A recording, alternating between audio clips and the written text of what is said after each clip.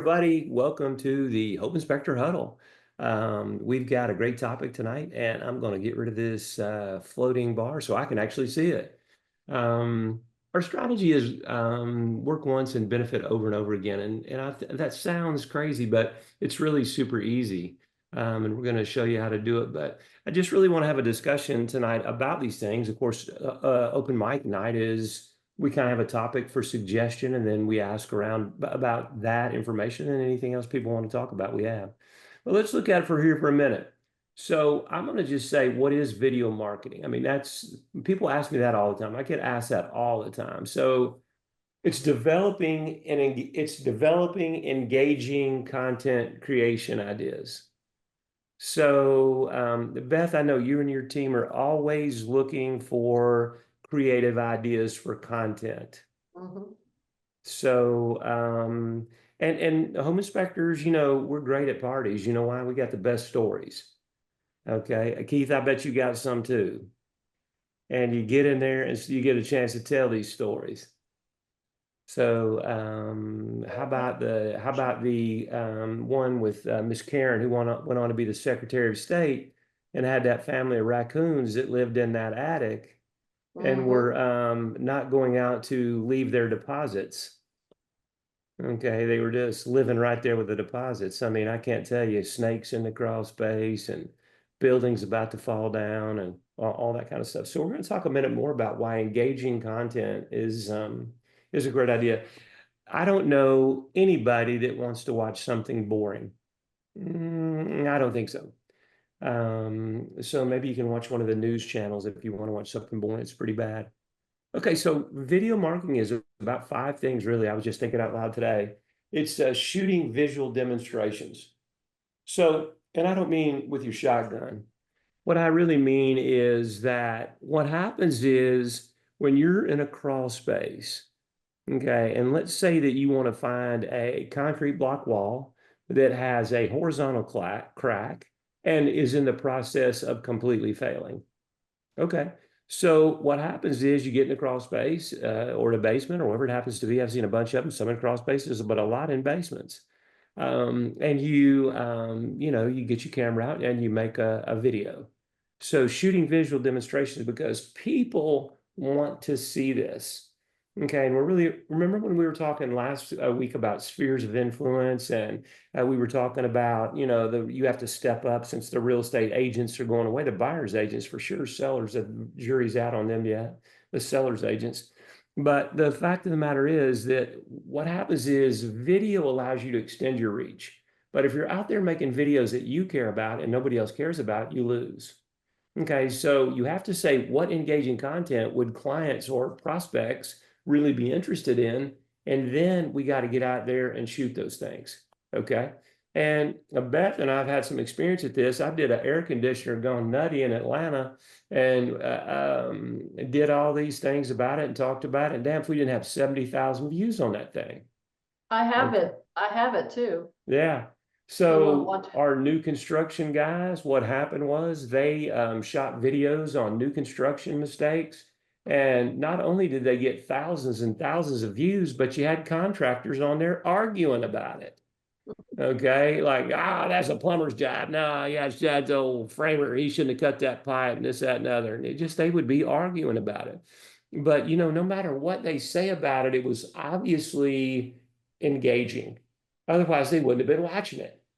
Okay, so that's a big thing. So, shooting visual demonstrations. So that's part of what video marketing is. How about sharing client testimonials? I don't know about you guys, but client testimonials are pretty important. And we'll talk about video testimonials and non-video testimonials and that kind of thing, but all of that's important. Now, Keith, do you guys have a system for collecting videos? I mean, testimonials? Yeah, we're using you guys. Okay, so you're using our system. Okay. Because what happens is, have you ever tried to get old granny out there at the inspection to give you a video testimonial? Oh, we don't even try to do that right now. Say, listen, Granny, baby, that's a mighty nice dress you got on today. Your hair's looking good. How about a little video testimonial for us? We have never done that, Ken. All these years, we have never done video testimony at the inspection site. Right. I'll tell you who's more likely to give you a video testimonial than Granny, and that's the millennials, Gen Zs and millennials. We talked about a little bit last week about how they're willing to help you co-create your brand. And when I say that, what that really means is give you feedback from their experience with your business to improve your business, what they think would be an improvement. Okay, so that's when I say they help you co-create your brand. They help you improve your brand. So it's more satisfying to Gen Zs or millennials or whatever. And that is valuable information. I mean, we should be taking that to heart. But we're going to talk about, maybe not in this video, but in some others on how do you secure video testimonials. I have a quick formula that we've used that's worked like a champion to collect video testimonials. So we want to share them because collection of video testimonials is great, or any kind of testimonials, but if you don't do anything with them, they're no good. I've talked to home inspectors in the past. They say, Ken, I got 200 200 testimonials. I said, what did you do with them? And they said they're on my hard drive at the office. I'm like, well, who's peeping in your hard drive to see if you're a good home inspector? So anyway, so that was it. So sharing client testimonials, that's part of video marketing. How about producing educational content? Okay, so you know what happens is we've kissed and hugged the buyer. They love us. They love us totally, and they buy. So guess what happens? They're millennial or Gen Z, and you know what? They don't know doodly about a house, do they? So you know who, Keith, they're going to depend on for that information? You, my friend. Yep. Okay, they're going to get on Keith's list. They're going to call you. They're going to talk to you. They're going to use your vendors because you're going to produce all that kind of stuff. But think about this, and we do this every day of the week in our own firm. But how about producing educational content for your staff? Okay, everything from training a home inspector and then how to get somebody hired. All of these things that we have to say over and over again. Why wouldn't we just create a video about it? Remember when we start off the video, work once, get paid over and over again. How many times, Keith, do you want to say, teach somebody how to inspect an air conditioning unit or a HVAC system internally or whatever it is in Louisiana? Right. I mean, if they just watched the video, they would already know it, right? So when you're in the field training, the conversation is very different. But how about your support staff? I mean, we do it all the time. We have procedures and video training for everything. As a matter of fact, and Dill's on our call, Dill's our general manager, but one of the things that happens when I see something I want to share, I create a quick video for our team so that they can understand where I'm trying to get. Okay, so educational content just doesn't really mean your clients and all of the people that you be associated with, your target audience. It also means your own team. And if you're a multi-inspector firm like you are, Keith, that makes a big difference. Here's my final one. This is what I think: constantly increasing your online visibility. Okay, so that's what video marketing is, but let's talk about number 5 because that's really a big thing. Okay, so Uncle Google, you know, Google is in big time transition. I don't know if you've seen it or not, Keith, but they've been sued for antitrust and, you know, I mean, they're in a million lawsuits, which I guess is no issue to them because it's probably a regular thing. But what's going to happen is I think they're going to, you know, lose their 203C eventually, maybe after the election. So, which protects them. So what happens is they've been accused of being a monopoly. All right. And all of the search through Apple and other places come through Google, and Google pays them billions of dollars a year to do it. But what happens is you have to be seen in every place somebody could be looking for a home inspector, whether that's Yelp or whether it's LinkedIn or whether it's wherever. We call that extending your reach. You get your information out everywhere somebody could possibly look for a home inspector. So the more videos you do, the more opportunities you have. And I'll give you a real life example of my own experience. I was at a workshop, one of our events in Dallas, and I know, Keith, you and your wife were both there. It was Arlington, I guess, was actually the real city. And what happened was that people would come up to me and say, strangers, and say, Ken, wow, I really feel like I know you. And I said, well, that's awesome. Help me understand how that occurred. And they said, we've watched every video you have on the internet. Okay, so all I did was produce videos over time. And, you know, there's some secrets to this. Don't say, hi, this is Keith, and it's Christmas Day, and we're out here, you know, inspecting a furnace. Because, you know, now people are going to say, oh, that's old content. All right. But if you make it evergreen, in other words, you can show it or they can watch it anytime and get the message without dates and times, it's a valuable tool. That's why I don't want our staff to put dates on my blog posts because I only teach fundamental marketing. And what happens is people will look at that and say, oh, that's old. Well, no, that's not old. That's as relevant today as the day I wrote it. Okay, so we want to do it. So constantly increasing your online visibility. Coach William, a few years ago, I said to him, I didn't know how it was going to come out. We were in an event in Naples, Florida. And I said to him, I said, let's just type in your a name into the search engines. And so what we did was we typed his name into the search engines and we didn't put a geo modifier.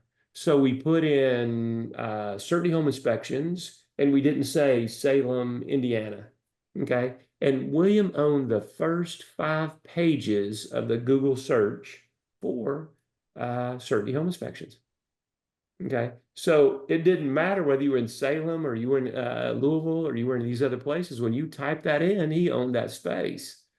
Okay. And that's what I mean when I say we need to, get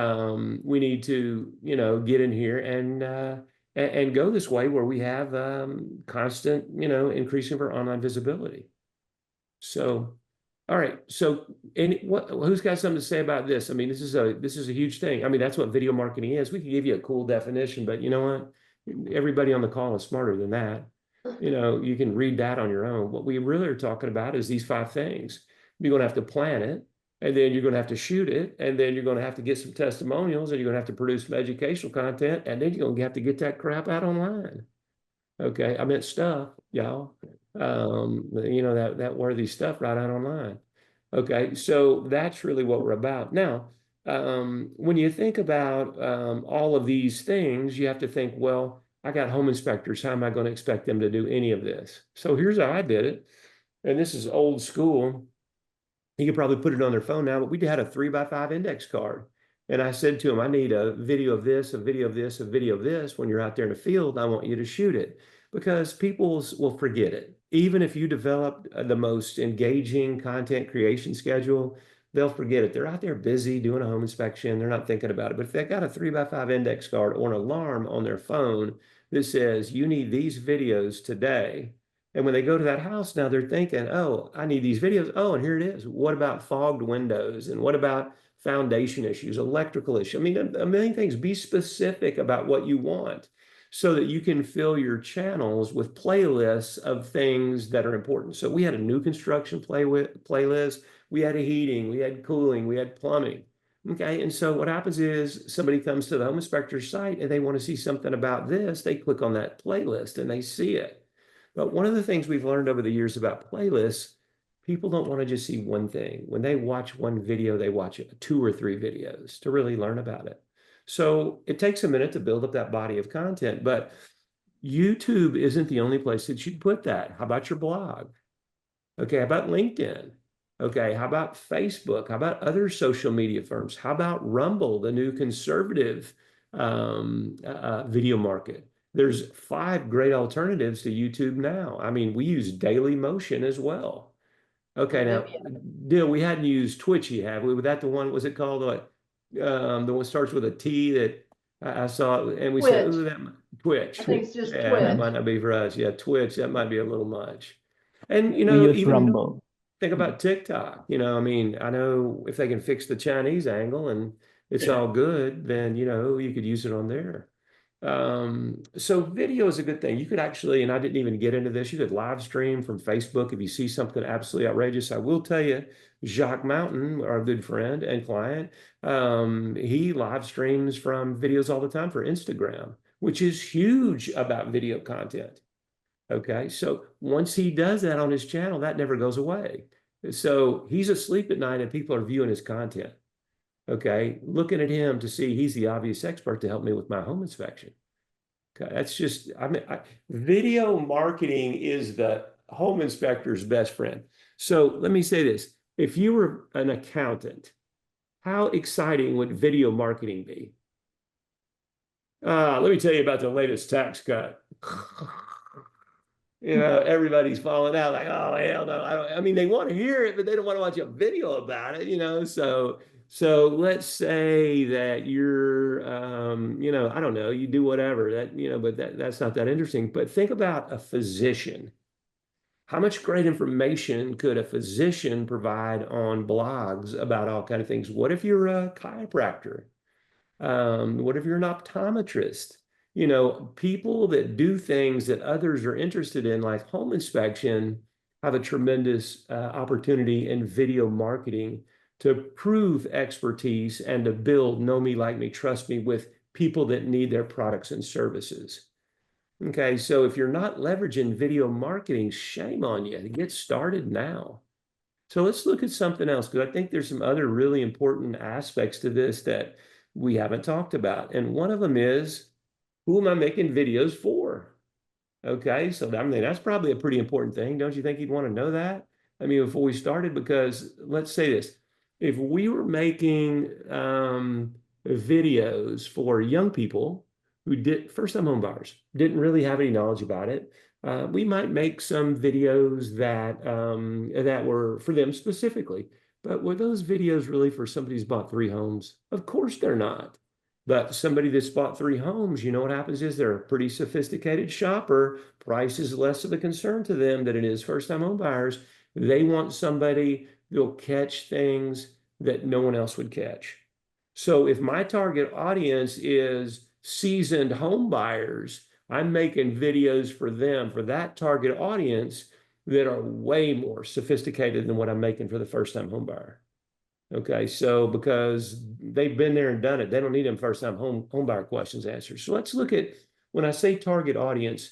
In other words, what I mean is, who are you producing videos for that want to consume the information that you put out? Okay, that's a target audience. Who is it you're producing videos for? Don't let that word target audience throw you off. Okay, how about first-time home buyers? We talked about them a minute ago. Sure, we're producing content for them. They are ideal to produce content for. All right. How about all other home buyers? We have to really segment them. I think there's 3 types of home buyers, short of investors. Please know that. There's first time, there's move up, and there's seasoned. Really, to me, there's only 3 types, right? I mean, you're a first time home buyer, okay, or you're moving up. You were a first time home buyer, but you're moving to your next home. Okay, that's a move up buyer. They're interested in mid-level sophistication questions, but then you're a seasoned buyer. You bought 3 homes or more. The fact of the matter is, you're a seasoned pro at it. You've seen all kind of home inspections, good and bad. So our target audience for all other home buyers is really broken down into 2 additional categories. Homeowners. Why would I make homeowner videos for homeowners? A couple of reasons, right? One of them is, how about pre-listing inspections? I think that's for homeowners, right? They're going to sell their home. Okay. And how about people that you've already done business with that need your help? They're a homeowner. Okay. How about you got a big crack in the concrete around your pool deck? How you gonna fix it? I mean, they're calling Keith. You know what they're gonna do? They're gonna call Dale. They're gonna call Beth. How am I gonna fix that? They want to know it. And you know what? They feel a lot of these contractors are going to rip them off. You know what? So I'm gonna call my home inspector and ask him, how do I get this going? Well, you know what? It's before they call you, they look on the internet. You know what happens? There's your video.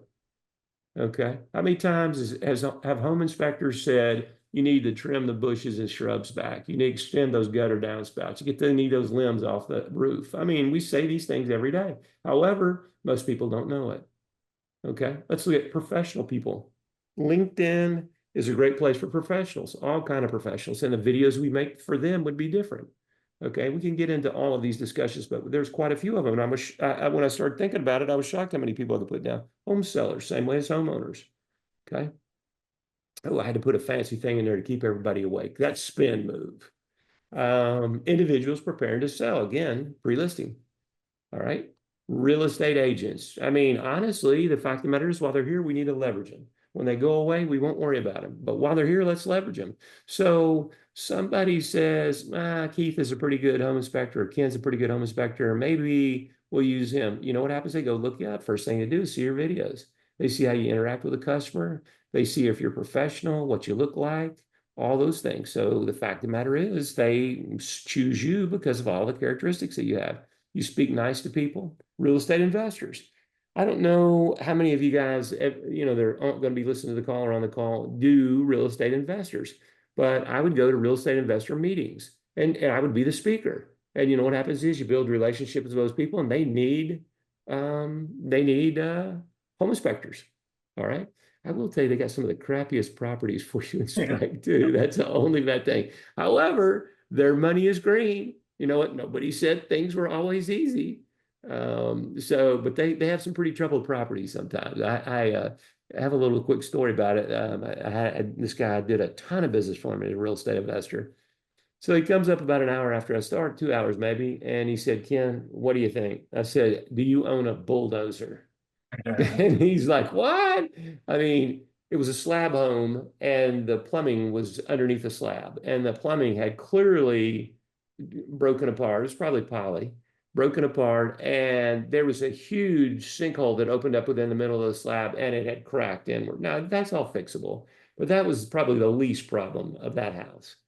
So I said, I think what you would do if it was me, I would just bulldoze this thing. It's a nice area, put a new house up, and you'll be make more money. But I don't think he purchased it. But I think that's the first time I ever said to the client, I think you should bulldoze the damn thing.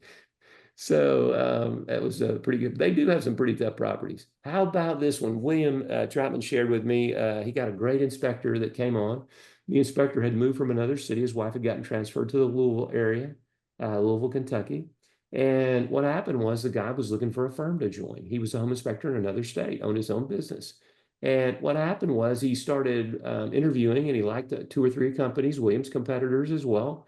He started watching Williams videos where the inspectors were making videos, the training, all of the education, all of the things on his YouTube account and on his website and blog. And the employee chose him over all of the other employers. So they were so impressed with what he was doing. So prospective employees is a recruiting tool. Okay, how about individuals studying to be a home inspector? They're coming and watching your stuff. You know what happens is when they get finished with their studying, maybe they want to join your firm. How about mortgage lenders? I've worked them hard and heavy. Yep. The Atlanta Business Chronicle came out every week and it shared who was who, and it was nice letters that go to them. You can go to the Mortgage Lenders Association, which I certainly did, and work with lenders. And as we shake out post Sitzer Burnett, I think the mortgage lenders are going to be really more important as a source of leads for us. Absolutely. They're in front of the sale, Keith. You know it. I mean, they're one of the few that are in front of the sale. You're going to still got to get pre-qualified. How about contractors and builders? We had relationships with them. They watched the videos, they gained confidence, they learned something. There's a whole people, professionals in construction. We're going to be talking about contractors and builders and other professionals in construction when we're talking about our preferred vendor program. So they see that you're a professional, you're talking to them, you're wanting to enter into a marketing agreement with where you can both share referrals with each other. They want to know you're professional and you want to know they're professional. So they can come and watch your videos and see you're absolutely a great compliment to their firm as well. So another target audience. Remember, we're still talking about target audiences. Well, here's one that most people don't do. How about property managers? Okay, we have a property in Venice, Florida that we lease to a professional property management company. They're nationally, and a tenant has a problem with the property, whatever it is. They go to their dashboard, they type it in, the management company receives it, and if we, the homeowner, don't have any resources in that area, they select someone else, but they use home inspectors all the time. Okay, so property managers is one I think that's underused by home inspectors. Home insurance agents, if you live on the coast, you're already leveraging them like crazy for, the 3-point and wind mitt and all the other things. So home insurance agents, a lot of times what happens is, I know Melissa and Dan in Tampa, the insurance adjuster or the insurance person will call up and say, the agent really, and say, you know what, I can't get coverage on this home until you go up there and inspect the electrical panel. Or does it have roof tie downs? Okay, so they charge for those inspections and they go up and do it and they get paid a nice little fee. Now, it's not that what you do every day. I mean, they still offer home insurance agents still refer them for full inspections. But the fact of the matter is they're nice fill-ins for somebody that's in that area and's got a few minutes. Right. DIY enthusiasts. These are people that really watch your videos. They want to start a project. They want to put in a new kitchen cabinet or a sink or a new faucet. And what do? You go to YouTube and learn how to do it, right? I mean, we have a little buddy in the neighborhood. We have a neighborhood we basically have no kids. We have this one little fellow, he's like in the sixth grade. I don't know how old you are. And he always comes by the house and we chit chat with him. His name is Travis. He's a good kid. And so anyway, he said I got offered a lawn mowing job, but the homeowner asked me, did I know how to do drive a zero turn mower? And I told him I didn't, so I didn't get the job. And I said, why don't you go to YouTube and watch how to do a zero turn mower? Okay, so DIY enthusiasts go to the internet and they are going to see your videos. Okay, so we want people to see our videos.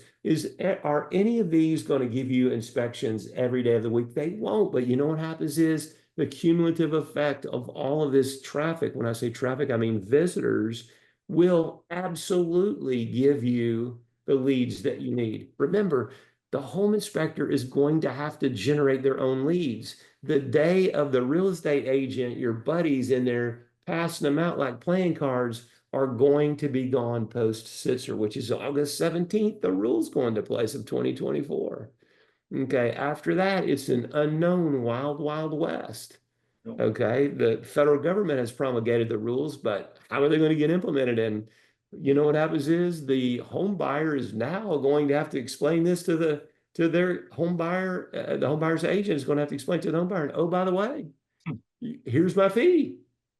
All right, and if I'm a home buyer, you know what I'm saying? I ain't paying that, buddy. Nice talking to you. Whoo, I'd be out of there in a shot. Okay, so that's Where where do you it's think they're going. gonna go? I So where think do you they're think they're gonna go? where the home buyer was going to go.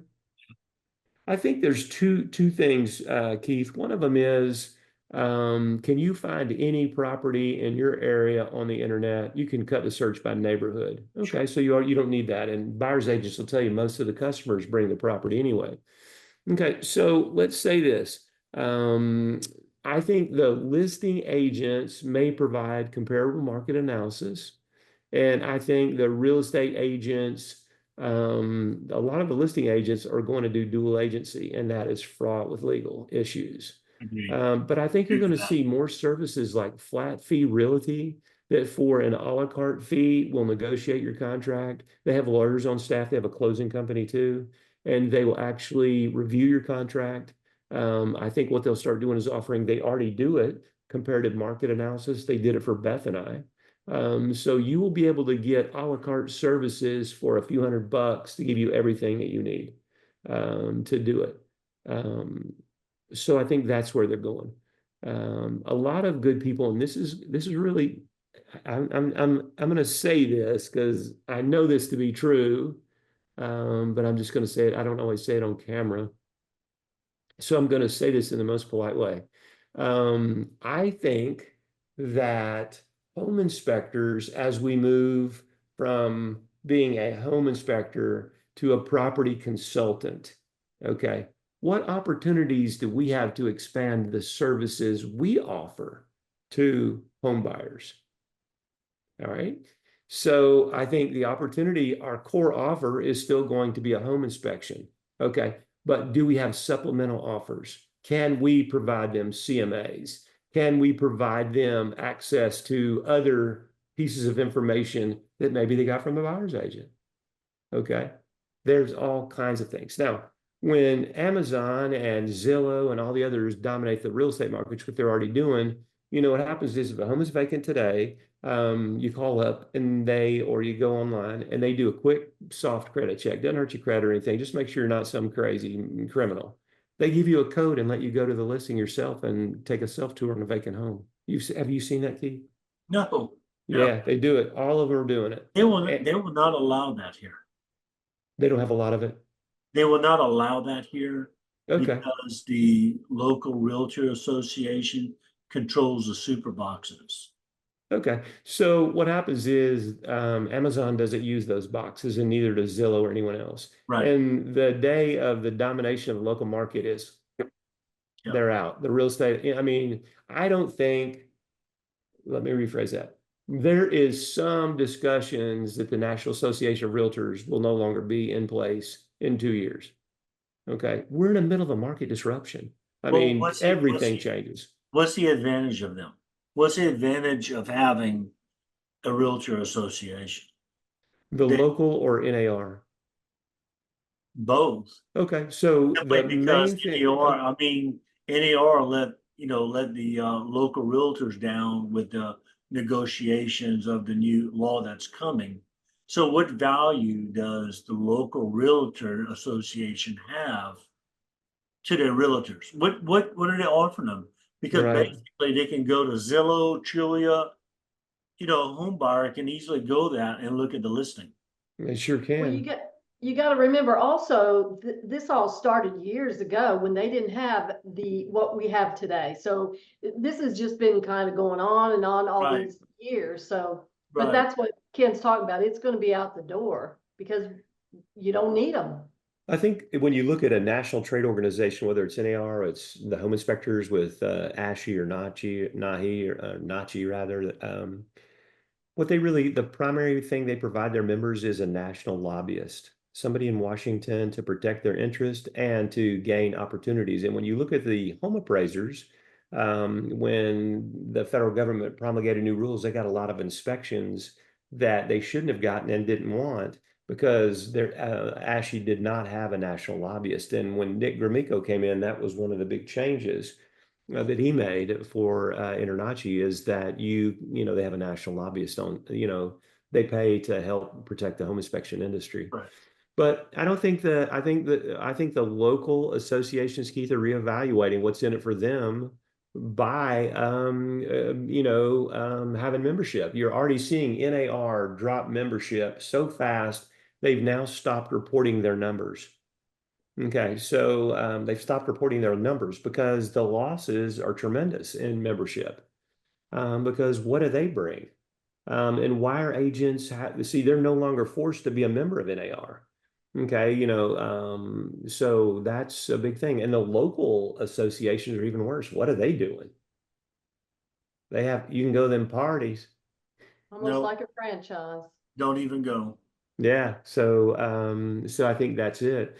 So I think as we move in a post Setzer Burnett world, I think, and this is my big thing, and you're gonna hear me preach it over and over again, there are tremendous revenue opportunities for people that are traditional home inspectors.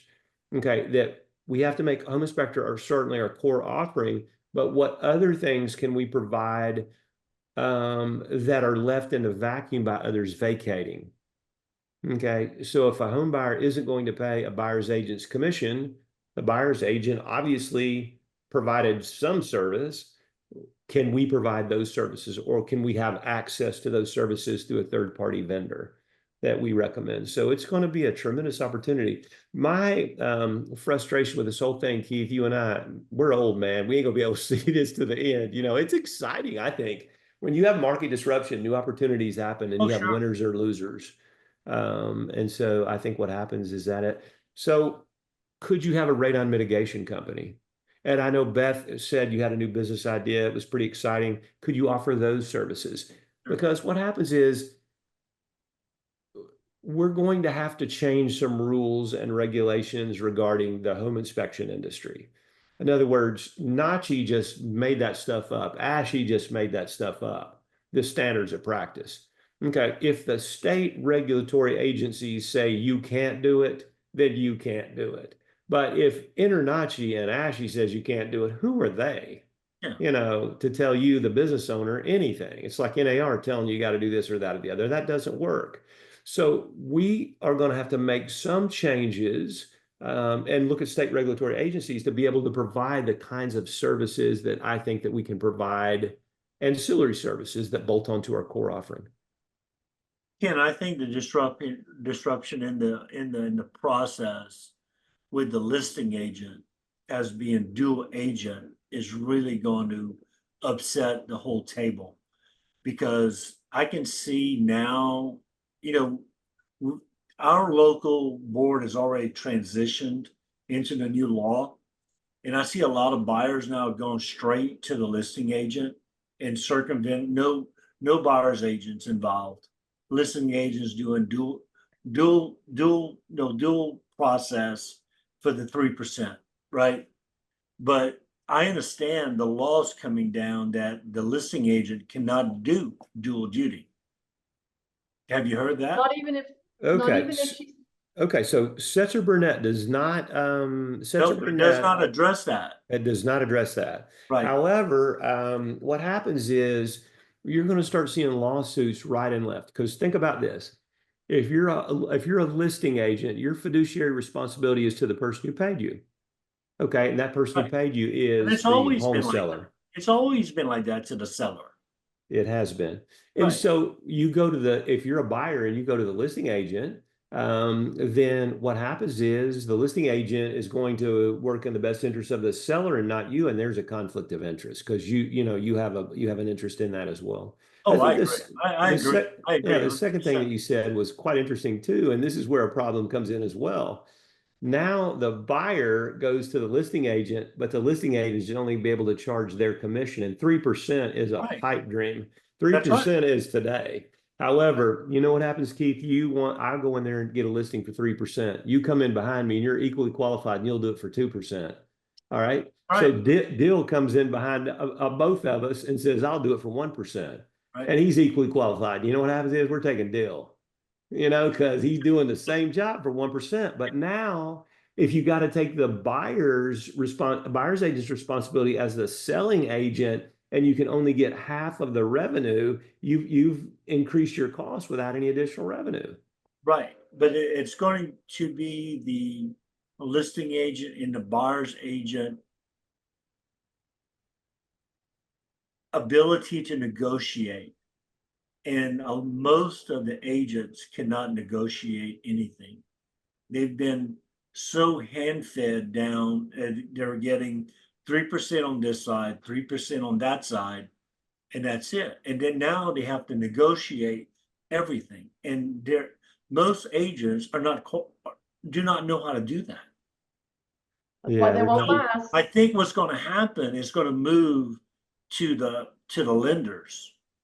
I think the lenders are going to play a bigger part of the negotiations. So do I. And I think buyers are going to flock to the flat fee realties too, because they're not going to call that. They'll probably call themselves realty services. And I already encourage Brandon to look in your area, because what happens is they're charging. Beth and I paid $500. We got the deluxe package with flat fee out of Tampa. Okay, they did a marvelous job. We got a lockbox key, drone photos. The list goes on and on. It's tremendous, of what you got. And for just $500, you could have gotten it for 97. Okay, so they put you on all the major things, and we sold the homes there, and we sold them for top dollar, more than we asked. But what did you pay to the buyer side? Well, we were forced to pay 2%, but Right. that's over. But that's a They, key. But that's where this industry's gone now. yeah, I, Mhm, I yeah, that's what think Kim was I think saying. everybody's gonna go to to like a flat fee listing and pay, okay, I'm gonna pay 2%, 3% to a buyer's agent. And hopefully the owner of that house, the property owner can negotiate the rest of the transaction. Because if not, then the buyer's agent's gonna be doing dual duty.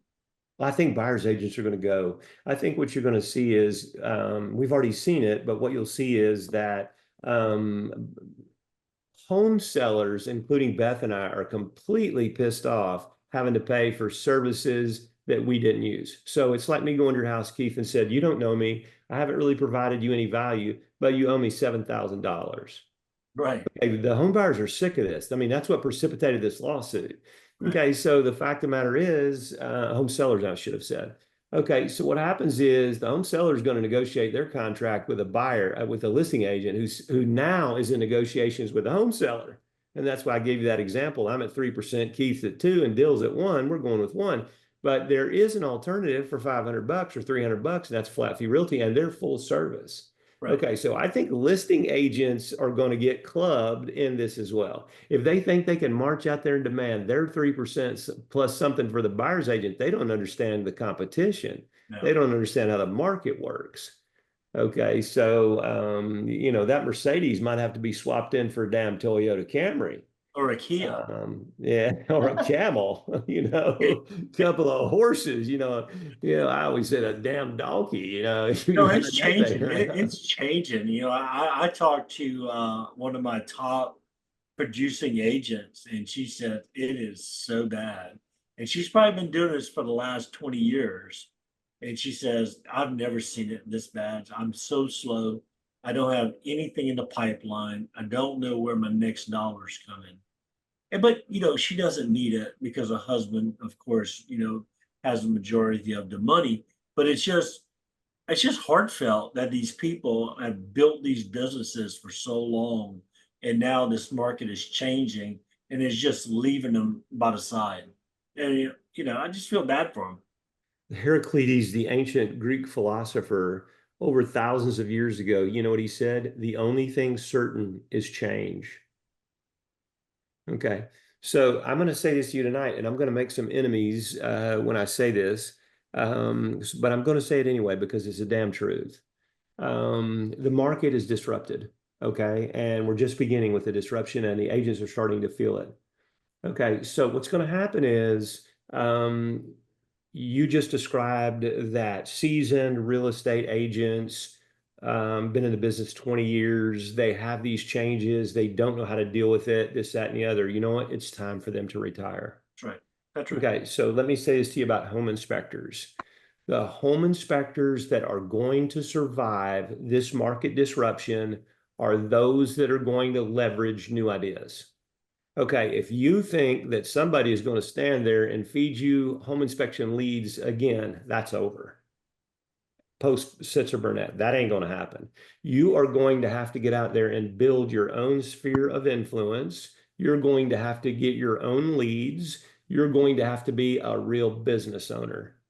Okay, that's going to be the only people that last. And if you've been in the business 20 or 30 years and you're older and you resist these ideas, you might as well go ahead and take what money you got in the bank and close that shop. Yeah. Because the fact of the matter is, these younger people are going to come in. They understand technology. They understand the power of video. I don't have to have these videos with discussions with the younger crowd. You know why? They get it. They're making videos from their phone, editing them and sending the damn thing to wherever they send them on the job. Hey, Ken. I mean, they've got it. Hey, Ken. Hey, Ted. Welcome, Question. sir. Good, yourself? I'm doing awesome. Thank you. Great to see you. Yeah, likewise. So you're saying, and I missed the first part of it because I just got back in the office. Mhm. So you're saying most of the video is the wave of the future for marketing? Like you're saying basically direct to the public. I'm saying direct to the public. You're going to hear it called other words. You're going to hear it called direct to the consumer. I usually use, when I'm not talking to home inspectors, I use direct to the consumer, but you guys know direct to the public. So I always say it that way. But yeah, you're going to have to do it. You're going to have to build a sphere of influence. Right. So think about this, Ted, and we talked about this a couple of weeks ago. Let's talk about it again because it's so important. But we talked about this. The real estate agents that are successful, and I'm talking about listing agents, those real estate agents got out and built a sphere of influence. They participate in civic groups and organizations. They know the lenders. They know all the people in the community. So they have a funnel. And so when somebody needs their home sold, that client or that prospect drops into the top of the funnel. So they have business drip out each month. Okay, but what happens is when the buyer's agents go away, and this is why they're going away, because home buyers can find any piece of property on the internet today. I mean, if you're buying a home, you don't need a buyer's agent to do it. Remember in the old days when Beth was in real estate hell, she'd have to slog over there and find these properties in a book and do all this crap. That's over. Technology has displaced that. Okay, so what happens is now I'm on a call with a buyer and I'm saying, hey, I'm a buyer's agent. I'm Ken, and I'm gonna be glad to help you with this property. And I'm talking about this, that, and the other. And oh, by the way, my fee is $2,000. Yeah. Okay, well, you and I both know nobody's going to do that. The consumer does not perceive that kind of value from a buyer's agent. Okay, so the seller under Sitzer Burnett is no longer obligated to pay that buyer's agent's commission. That's what the whole lawsuit's about. So the fact of the matter is, the listing agent is trying to hold on to damn 3%. And that ain't going to happen either, because I just said, Keith goes over and makes a professional presentation at 3%. I come in behind Keith and say, I'll do it for 2. And Dill comes in behind him and says, hey, Dill, don't do it for 1. And Flat Fee Realty says they'll do it for $534. Well, the funny thing is, Beth slapped my hand. Yeah, I see the face. You sent me that video. Because I posted on my personal page and not my business page. Oh. Yeah. So just so you know, with it, when I posted those 2 videos, within 10 minutes, I had over 200 plays on my personal. That was one. The other video got over 300. So when I posted them to TikTok, I got over 1,500 views in probably about an hour. So I see what you're saying with the videos, but when I do them, for some reason, when I post them, they automatically go to my personal page, not my business page. So I I'll got show you figure how that to out. fix that. Okay, cool. Yeah, because you know, can I post on both, like do my business page and my personal page? You have to put it Yes. on your business page and then share it to your personal page. Okay. All Because you right. So, probably have I'm getting a more. lot of views and hits on my videos, like but a lot. that is really just that little bit right there is just one aspect of reaching the market. When you start thinking about distribution of your videos, there's 20 places I could name off the top of my head where you can distribute your videos. Because I said earlier, we have to get those videos out everywhere customers are looking. Okay. And Ted, you'll be able to hear this replay because there was some really great stuff that really gets into what you're talking about right there. So let's continue on for a minute, and then we'll just continue to open up our discussion. So homeowners or hobbyists are doing it. Okay. So here's some other target audience. How about senior homeowners? Okay. You know what happens is we have a lot of seniors that live around here in Florida. And the fact of the matter is that they don't know if this is working right or they don't know if that's working right. Could you get them on an annual or maintenance agreement? They are inclined to do it. And they got money. Not every senior, but most seniors, depending on where you live. I mean, there's no senior in this community that doesn't have money. So they would love somebody to come in and help them understand, is everything safe and good? Okay. How about Keith? This is good for you. How about buyers relocating in a new area? Here's one I was really talking about because don't you live close to a military base? No, I don't. Okay. I was thinking that He's that in was one that. Lafayette, Okay. Shreveport, yeah. Okay. So what happens if you are living close to a military base? Why wouldn't the people that are selling homes why wouldn't they be watching your videos? Why wouldn't the military people that are relocating there watch your videos? Okay. So these are just target audience. How about renovation enthusiasts? Okay, and then my last one, homeowners or home buyers interested in renovating. So you know what happens is you want to renovate, boom, we got a video for you to watch. Let's talk about this. Here's what home inspectors say to me. Remember on the first 5 things we had to create engaging videos? And you know what happens is you could make a video for first time home buyers. How much does it cost? How long does it take? All that stuff, right? I mean, that's pretty easy stuff. Because those are the things they want to know. But look here, here's some questions for move up buyers or seasoned buyers. Okay. How do home inspectors check for mold? Let me just move this out of the way for a minute. How do home inspectors check for mold, and what are the signs of a mold problem? Who do you guys think that would be a good video? Yeah. I mean, that's a killer video, isn't it? Mhm. Okay. I mean, when you look at search, and we have tools that do this, and Dill's team is on it all the time. But the fact of the matter is that the keywords that make up the mold search, there's over 1 million searches a month. Okay, what mold is a real problem. Okay, so what do they do about it? Okay, so look at this one. What are the most common roofing issues found during an inspection? How serious are they? You could break this down into 10 things. How about nail pops? How serious are they? Are they a problem? Okay. How about no step flashing? Is that a problem for your roof? How about if you have some kind of tar painted on your shingles? Is that a problem? Or around your flashings? Is that a problem? I wouldn't take that's too big. I would break that thing down into 1 million pieces. Okay. It's the things you call every day. Okay. What are the most common roofing issues? Now, you could be talking to first-time homebuyers about this, but the fact of the matter is they're not they aren't even thinking this way right now.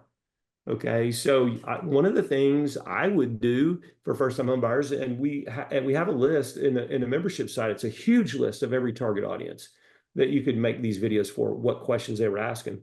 But I would be putting videos together is how to read the inspection report. Okay, so before somebody makes a purchase, guess what happened? They're looking at your inspection report, and here's what it is. How fabulous is that? Okay, I'd want to see your inspection report. I'd want you to walk me through the inspection report so I would know what to expect. Does that make sense? Mhm. I mean, hell yeah, because you know what? People want that's your work product. Okay, they want to see it. I would be talking to people about what if there's items on the list that need repair, but the seller refuses to do it. Okay, there's an opportunity for your partner vendors, right? Your preferred vendors. Okay, you got Keith's list or you got Ted's list. You know what I'm saying? They don't need to go to Angie's list. They got you boys. All right. So, I mean, but these are more move up buyers or more seasoned buyers. What are the most common? I'd break this down tremendously. What are the signs of water damage in a home and how can it affect the structure? Think that'd make a good video? Yeah. Have you ever had to get in a crawl space with your swimmies home? Yep. So you didn't drown? The current was moving pretty quickly and you had to be doing some stroking. You know how it goes. All right. Your crawl space suit wasn't made for that one. You get on damn scuba outfit. Okay. So what are the signs of water damage? How about efflorescence on the inside of a block wall? What's that? Okay. If you don't think water's coming through the wall, how come? So what are the signs of water damage? How about a failed block wall in a basement or crawl space because it's got a big horizontal crack and you got negative slope coming down to the foundation of the house and pushing that sucker out, hydrostatic pressure, about to blow that wall out. Okay, so here's some signs. You guys see this stuff every day. That's what I'm saying. Your videos are so powerful. All you have to do is say, I'm going to do this. Okay, and then do it. And I said, and Ted, you've heard me say this in other events, put that damn index card in your pocket or your inspector's pocket, write down what videos you need today, or you have an alert on their phone. And when they're out at a home inspection, they see those issues, grab a video. Hey, this is Ken from Southern Home Inspection Services. And today we're looking at something that can cause a fire in your house. So I want you to know about it. Because here's what happens. If you have this kind of electrical panel, I want you to do two things. I want you to immediately call a qualified electrician and don't do anything else. Or just one thing. I want you to call a qualified electrician. So then I would say to him, this is a Federal Pioneer, Federal Pacific stab lock panel. And here's the problem with it. A lot of times when the breaker needed a trip, it didn't. And when it didn't, it caused a house fire. Okay, so you know what? Yours hadn't caused a house fire yet. Great. But what I need you to do is have it evaluated so you don't get caught in that situation. For more information like this, go to Southern Home Inspection Services at and our URL. Minute 37. How hard is that, guys? Yeah. I mean, I just gave you that crap right off the tip of my tongue. After 10 years. Yeah. Good, because you're good, Ken. Yeah. Yeah. I'm smoother than rats. The fact of the matter is I make videos all the time still. So, this is a thing. So water damage, I mean, you guys see it all the time. Okay. So these aren't things you got to make up. I said, Ted, before you came on the call, what if you were an accountant? Would video marketing be your best friend? I don't think so. But because we're in home inspection, we're great at parties, we always have these stories. How many times have you seen all of these crazy things on a home inspection? Okay, so how do home inspectors assess the condition of the HVAC system and what problems are most frequently found? I want to know this. You know why? Because I want to see if you have the expertise to evaluate the property I'm about to chunk 20% down on. I want to know if you're the guy. Okay, and when I see this, I build what? Know me, like me, trust me, right? Yeah. Oh, you can say whatever the hell you want to say on the phone. You can be smoother than owl shit on a phone. But you know what? You still got to sell, don't you? But somebody watches your videos and guess what? You don't have to sell. The dynamics of it change. How many people call you and say, how much does the home inspection cost? $1 million. Okay. But what happens is, what if they call you up and say, you know what? Gosh, I saw a ton of your videos on YouTube or Rumble or wherever I saw them, and they were really awesome. I think you're the inspector for me. When can you come out? Wouldn't you rather have that than have to get on there and sell somebody something? I would. So we call this educational-based marketing via video. Okay, I want you guys to see, oh, Ken just ain't here talking about this. It's a real concept. Okay, and the more places we can distribute our video, and we started the first 5 things. What is video marketing? Creating a plan and then creating the content. It's engaging. But one of the big things is getting it out everywhere people could see it. If you're looking at Yelp for a home inspector, I wouldn't know why you are, but if you were on there and you saw it, I want you to see our stuff. Okay, if you're on, whatever, I don't care where you are. If they have a video opportunity, we do it. Okay, what about SlideShare? We do that. Who's thinking SlideShare? Okay, we do it because people come there for information. They can see our PowerPoints. I'll give them to you. So that's that. Okay, so the condition of the HVAC system is really important. That's a high dollar item. All right, let's look at this one last one on this page. I got a few more for you. What is the process for inspecting a home's plumbing system and what issues can arise? Ooh, that'd be a nice little tour, wouldn't it? How about you focus on one aspect? How about you focus on new toilets? How about you focus on P-traps that have gone bad? How about you focus on all kind of things? Does this make any sense? I mean, you guys thinking, wow, I could really demonstrate expertise, build know me, like me, trust me with a video. It's just taking the time, Ken, doing it. How much Doesn't time? take very long. Oh, 10 minutes. So remember when we started off the presentation, the title was work once, get paid over and over. So if you gave me 10 minutes of your time and this got 10,000 views over 5 years, would that be worth 10 minutes? Oh, sure. Yeah. And Keith, I talked to you about this today. Oh, on we that. started doing that whenever we were like in different areas around our geographical area we work. And we did it on Facebook and that's all we did. We got a lot of likes on that. But that's what people want. Everybody's on videos now. They want to see videos. I hate videos.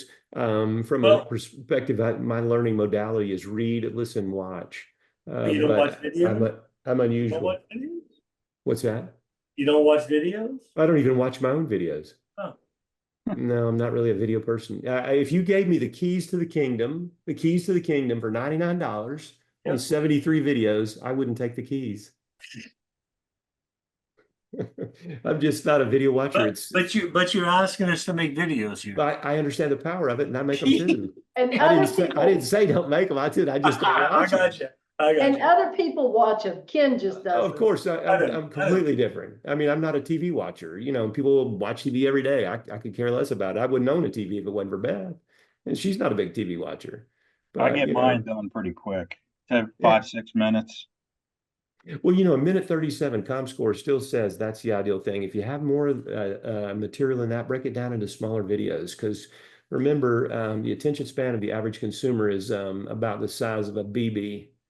Okay, so I would try a minute 37. If you have more than that, break it down. That's what I said. I would never do plumbing inspections. I would break it down into different ones. What we're looking at the sink and drain. How about the garbage disposal? Is it hooked up right? Is it going to back up in your sink? I would do little bitty small pieces, and you have more videos. And then, Ted, what we do then is get a playlist on YouTube and Rumble and other things and put all of your plumbing videos in one list. Ken, have you ever seen the guy on YouTube, the home inspector, That Ain't Right? I haven't, but I have to tell you, I haven't really looked. I know, but He's got good videos.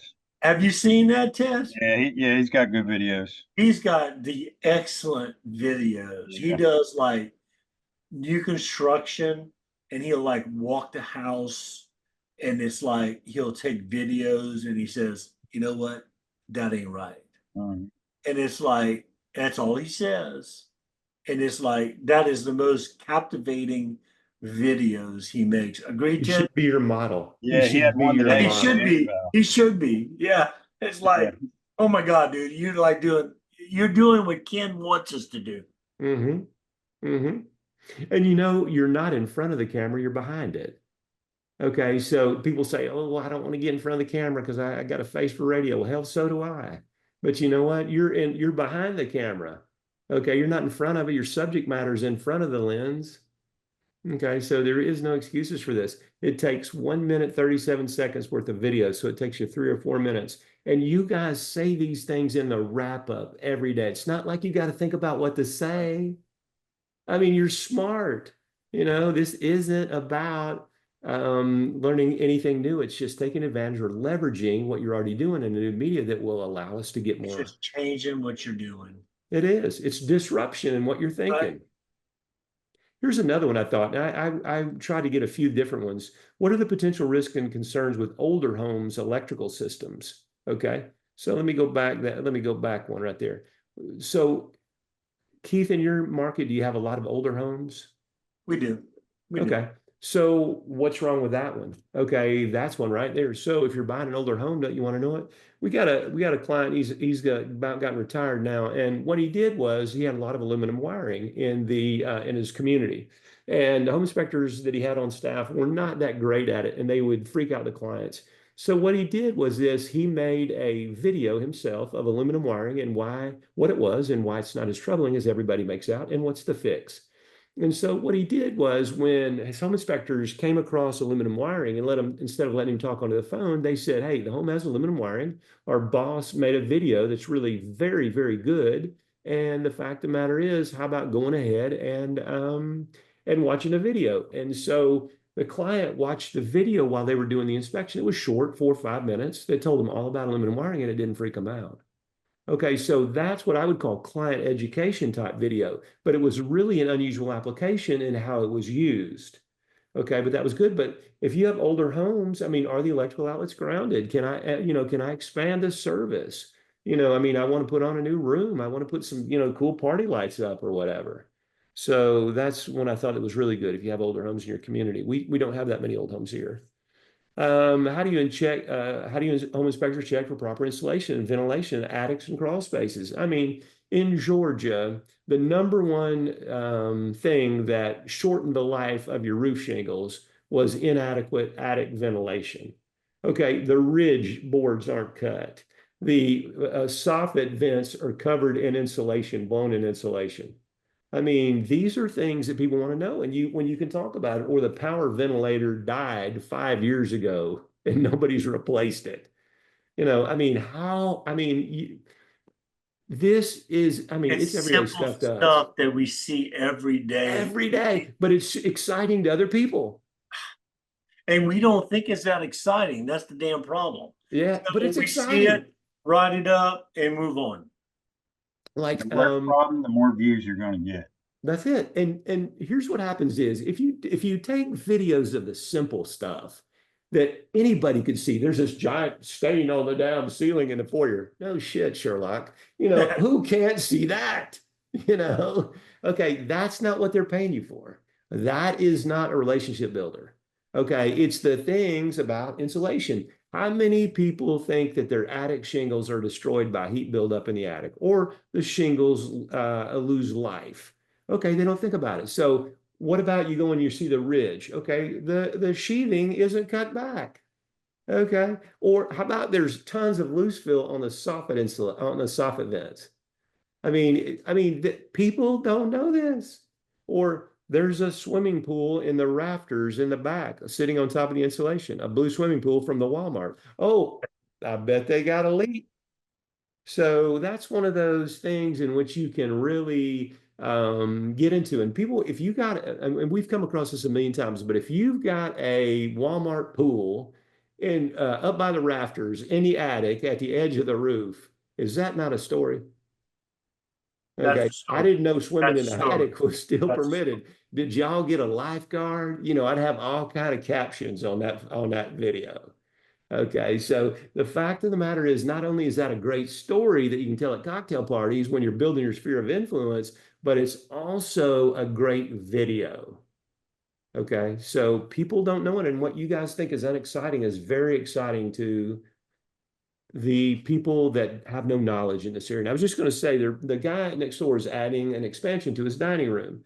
Well, in Florida, they use some different building practices than they did in Georgia.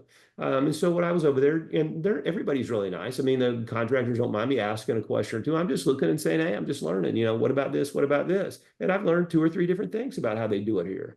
And I'm extremely knowledgeable in the business like you guys, but hey, I thought it was cool too.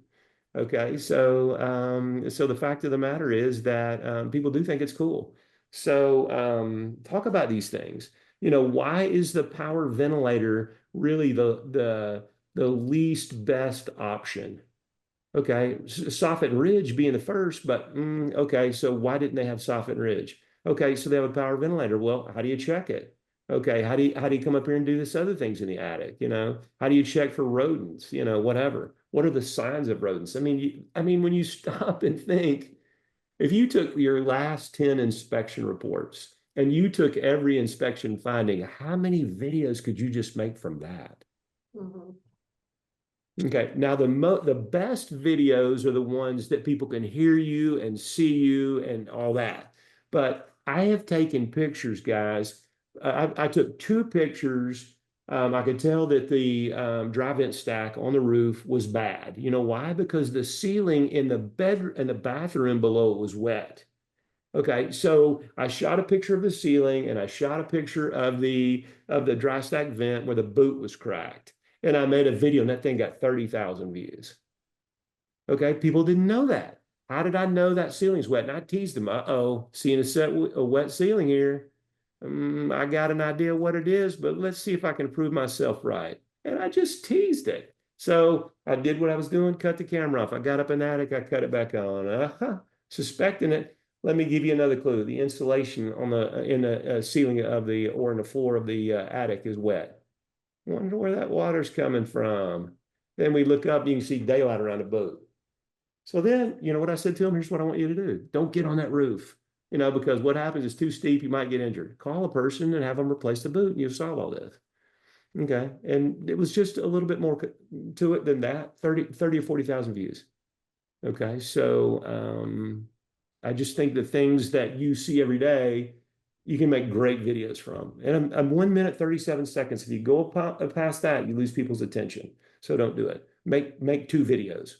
Okay, let's see what this one says because the list of people are going down to my list. Okay, what are the warning signs? I see this all the time of asbestos or lead in older homes, and how do inspectors identify these hazards? This could be a first-time homebuyer question, but this could also be a move-up buyer's question. I love an older home, and I said to Beth, I'm not gonna buy one. We'll just build a replica, you know, because I don't want all that. But I don't know if you do lead-based paint or you know this, that, and the other. But if you do, this is a great way to sell services, right? What do you think? There's two things. What do you think that video marketing gives you as the home inspector? Any ideas about what it gives you? It gives you two very, very important things that you can't get in other places. And I'll just tell you what it is to save you time. One of them, Exposure. what'd you say, Keith? Exposure. Okay, it does give you exposure, but that Yep. really wasn't what I was thinking about. But it does give you exposure. But it builds trust. Okay, so let me ask you this. Do you do business with people that you don't like or trust?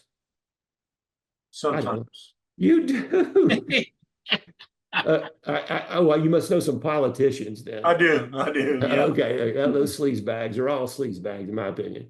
But the fact of the matter is, okay, so beyond the sleaze bags, people don't do business with people they don't know, like, and trust. They just don't do it.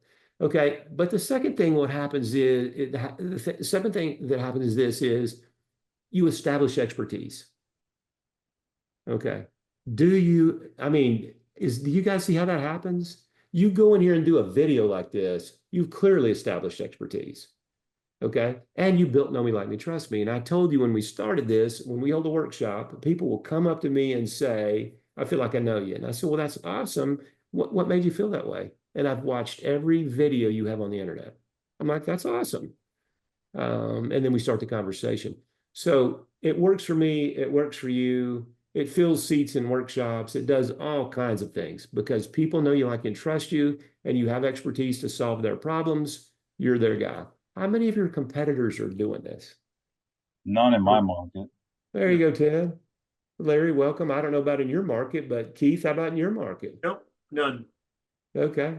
So there is a market differentiator right there, right?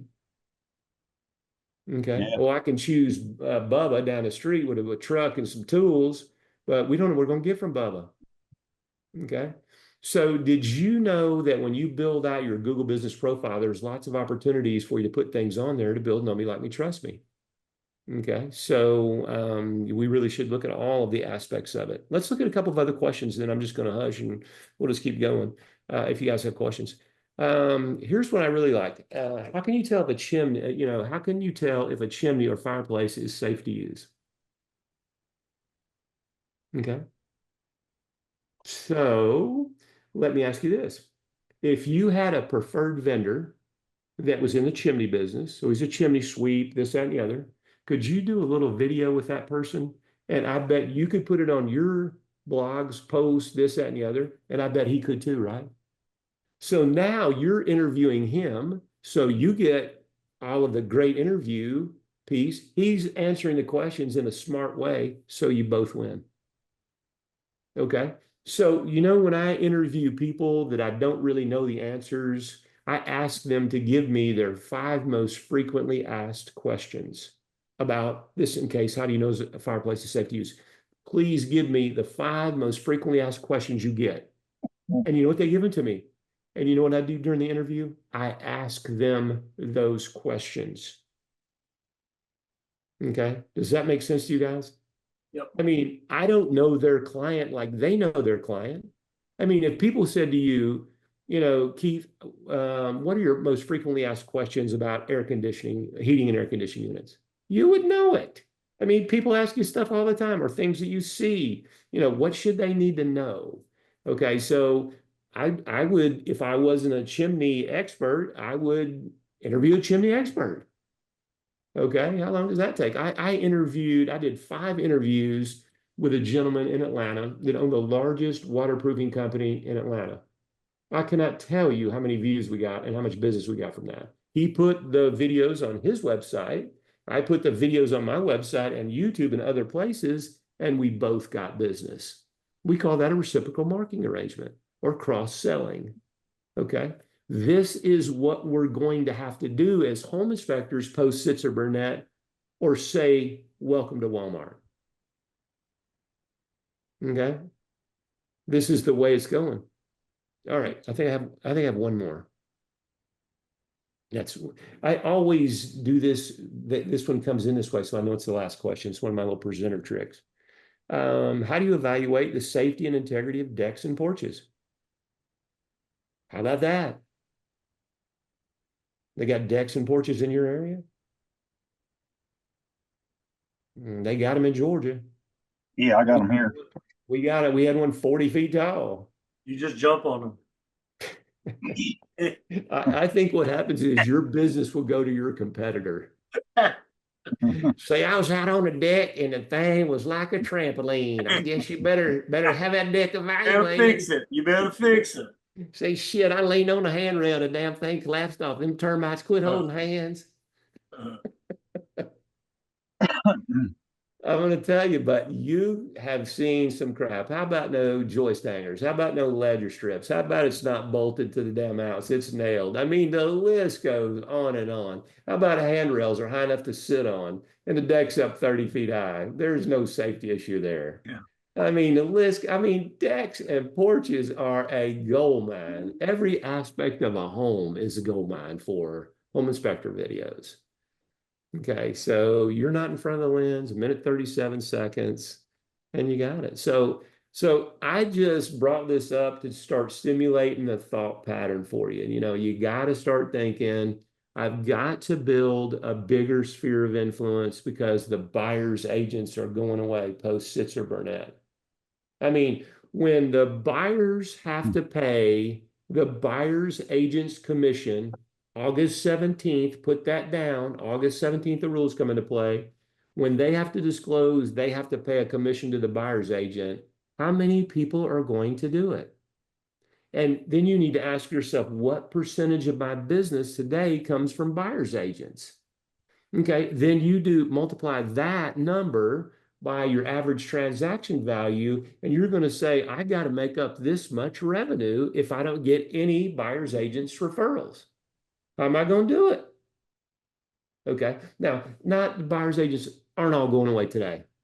Okay, so it's a transition. August 17th, the federal government's got the rules coming in. That's when the antitrust suit says they come in. Everybody's been working on it. Everybody's felt it in different markets. If the broker is telling the real estate agent that ain't really a big deal, there's not going to be any changes, he or she is just trying to keep their employees in place. Right. That's a big fat fib. Yeah. Okay. And they're going to be in reality shock about what it is. Most brokers in Florida have already said to the buyers, we got a problem. Okay. And a lot of agents are going to retire. They don't want to have to fool with this market disruption because their costs are going to go up and their revenue is going to go down. That makes no sense. Okay. And dual agency is a legal nightmare. Okay. So they're already being warned by all the lawyers. Dual agency is just a nightmare. Don't do it. Okay. So what if they have buyer's agents on their team? Okay. That's still part of that organization. Lawyers can't do it because of a conflict of interest. Okay. And so and I said in the beginning, Keith goes out and makes a professional presentation on listing 3%. I go out and make it for 2%. Dale goes out and says he does it for 1%. And flat fee realty will do it for $534. If you're the home seller, what do? They're all going to put you on MLS.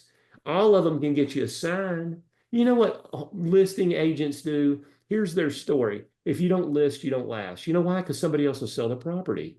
Right. But don't we expect you to get your ass out there for your 3% that you're taking out of my seller proceeds to do something to get my house sold? They don't do a thing. Okay. Reality, whoop, whoop, we got it now. Okay. But here's the thing for you guys. And I gotta get you guys thinking this way so I can help you because we got the answers here. The fact of the matter is, you're going to have to replace that revenue that you were getting from the buyer's agents. Now, you're not going to have to replace it all today. Please understand that. But you're going to have to replace it. So how many units did you get from buyer's agents in 23? Okay. What was the average transaction value? That's how much revenue you got to replace someplace else. How are you going to do it? Simple math. Okay. So we can show you how to do it. But the question is, are you going to do it? And this is what I said, people are going to get mad at me for saying this. A lot of home inspectors are going to be out of business. Okay. But we got a lot of challenges right now. High interest rates, low inventory. Now we got Sitzer Burnett. Okay. You're going to evolve and you're going to be part of the change or the change is going to roll over you. Okay. And I don't want that to happen. There's no reason for it to happen. I mean, I can remember when Ted was a brand new inspector and man, that's been years, Ted, but look what you've done. Keith too. Yeah, been out of 23 years. Yeah, I mean, I don't know Larry really, but but new friend here on the call. But the fact of the matter is, both you guys have been friends and clients for a long time, and I've seen what you've done, and we've helped. And the fact of the matter is that now I'm telling you, because you've been with me a long time, we are going to have to make a change. Okay, so let's be smart about it. So what's the change? I think you're going to have to develop apart from videos. Well, I think what happens is, are you going to have to develop your own sphere of influence, right? How are you going to do that? Online. Well, okay. So online, maybe. Okay. But what happens is this, interest rates are up.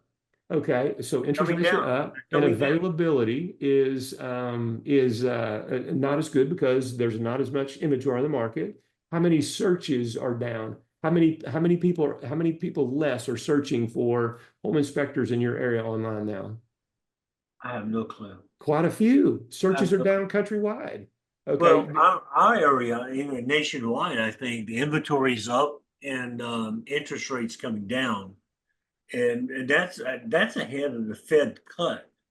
So I don't know what's going to happen there, but like for the last week, you would think there would be more buyers out there, getting houses under contract at the lower interest rate, but that is not happening. Why do you think that? I think the inflation is just tapping them out. They don't have any money to spend. That's my gut feeling. That's my gut feeling on that. Yeah, I mean, in my market, I'm 22,000 units down, and refis are going to go through the roof. So we're still seeing inventory is still way low. What market are you in, Ted? I'm in Delaware. Okay. So what's your inventory rate right now? Like how many units do you know how many units for sale? I could look it up, but off the top of my head, I don't know. I mean, typically in a summer market, we're probably like 50, 60,000 homes on the market. We're well below that. Gotcha. Like by a lot. I think we got 25, 30,000 homes on the market. Wow. Yeah. It's horrible. New construction's even down because material costs are up, labor rates are up. There's still shortages. We're seeing it. So, Do you have any we national think it's builders over there? what's that? Do you have any national builders? Yeah, we got like Ryan and Handler and So are they like dropping the interest rate like 3.5%, 4%? no, there's Have no, you seen that? Have you seen that? nope. That's in our area. All the national builders are like dropping their rates 3, 4%. They're doing in-house financing, in-house appraisals, in-house closings. And they're just like dominating the market right now on new construction. Well, let's say Yeah. this, Keith. Let's just talk about that for a minute because you have a point that I think needs to be addressed, and that is the cost of money. Okay, the Federal Reserve's what they loan money to other people for is over 5%. So if they're charging anything, in other words, the Fed is loaning the banks money at a certain rate, whatever that rate happens to be, over 6 now. Right. So if Lennar or any of the others, Ryan, is loaning money for less, Yep. that has to be made up in the price of the home. There you And go. so doing in-house appraisals and all that Yeah, allows them to you get by just with that. you hit it right there, in-house appraisals. So That's a big deal. customers can really feel that. But Keith, one of the other points I want to address that you mentioned earlier about the money people have dropped in the the loan costs have dropped in this, that, and the other in the area. But one of the things that keeps buyers from moving forward is consumer confidence is at an all-time low. You don't know what's going to happen. I mean, when you look at Intel laid off 15,000 people, the high-tech companies with big paying jobs are laying people off right and left. Right. You're Right. kind of unsettled about going out and buying a new house. Right. So I think consumer confidence has a tremendous effect on that. So the home inspector is in a crunch. Okay. So remember when I said, and I started this conversation a while back, last week or 2 weeks ago on our calls, and all those calls are recorded. If you want to go back and hear them, just go to Home Inspector Help, and they're listed right there. Dylan and his team got them all right there for you. Just click on whatever you want to hear. But we talked about, I want to turn you guys into property consultants. Okay. So you might think this is a crazy idea, but it isn't a crazy idea. I want your core service offering to still be a home inspection, but I also want you to offer other things. For instance, we have a client in Philadelphia, Pennsylvania, not Philadelphia exactly, but in Pennsylvania, and he's a home inspector and he's been around for a long time. He's been our client forever. Okay. And now he has a handyman company. And we have a client in Ohio and he has a radon mitigation company. And what happens is these are separate companies, but what happens is as long as you're transparent and say, hey, we have a sister company that does this, that, and the other, here's the information. If you're going to get a quote on these, we'd love to be a part of that process. Okay, and that's all you have to say. Okay, we have people that have ancillary companies going in that direction. Now, I don't care. I shouldn't say that. If ASHI or InterNACHI tells you you can't do it by the standards of practice, where are they the law? Okay, where are they the law? Okay, if your state says you can't do it, then we have to work on that.